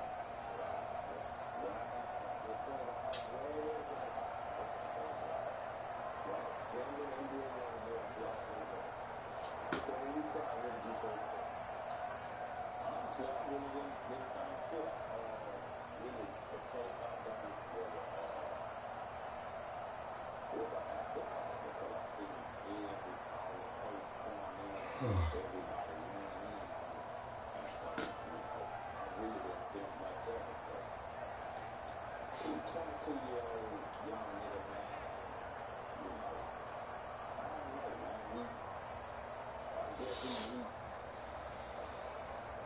hip-hop and these streets took a bad motherfucker, man. It make motherfuckers, especially with the quality, like how motherfuckers have made people feel like the black experience is blocked up in the streets and in the game. And black people are the only people we hold the worst of all the motherfucking society in black society. We hold them high. You know what I'm saying? We put that shit on top. No other race of people do that. Maybe they say that all of them fucked up and down. But like black, and this is fucked up, the fucked up culture that we put really kind of hate away and bring away from because the culture that's the reason why it's elite. That's the reason why I really feel like young Cali tried to, this is what black facilitated. You know what I'm saying? I stepped over here for a motherfucker that raised up black. And if you grew up in the hood, I hope you did. If you ever sold dope, if you ever been in jail, this defines your black. As crazy as that is. But as go college, get a good job, create something, motherfuckers who don't curse and speak proper English, like, nigga, that's hip hop. I understand because, that nigga can not say, like, we so powerful until these white folks get these white folks ways. We just looking for a way to define ourselves as a person is just fucked up and we just took the message that they gave us that we ain't worth shit and we ain't never gonna be worth shit and we like the lowest form of yellow or food yellow on the planet. And so that's what, so motherfuckers don't want anything. Especially a motherfucker who, that the majority of the NBA is black, and the majority of the blacks in the NBA come from a poverty-stricken neighborhood, or didn't come at home and was raised by their grandmother because their mama was on dope or their daddy was dead. So he just,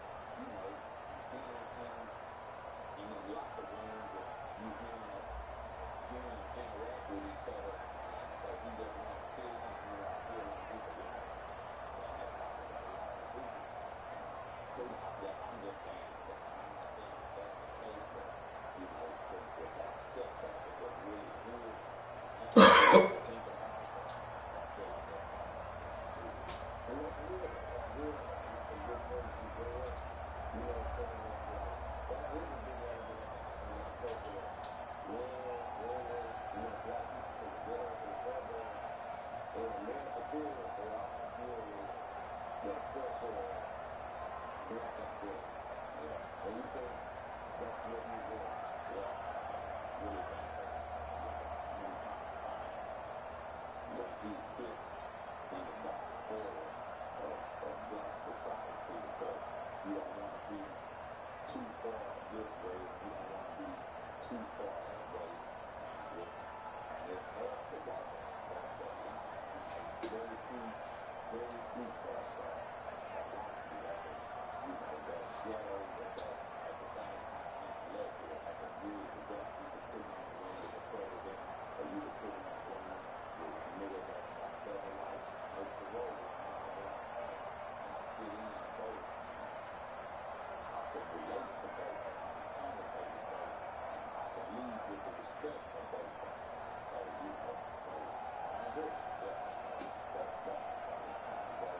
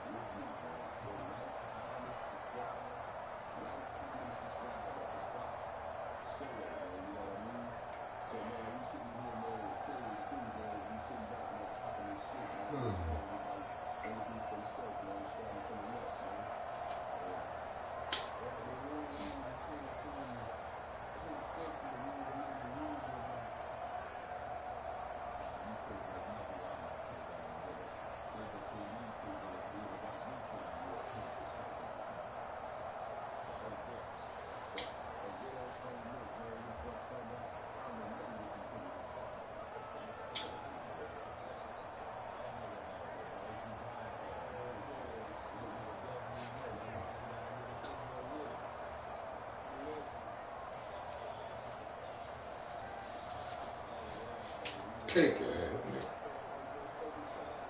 Cake ass.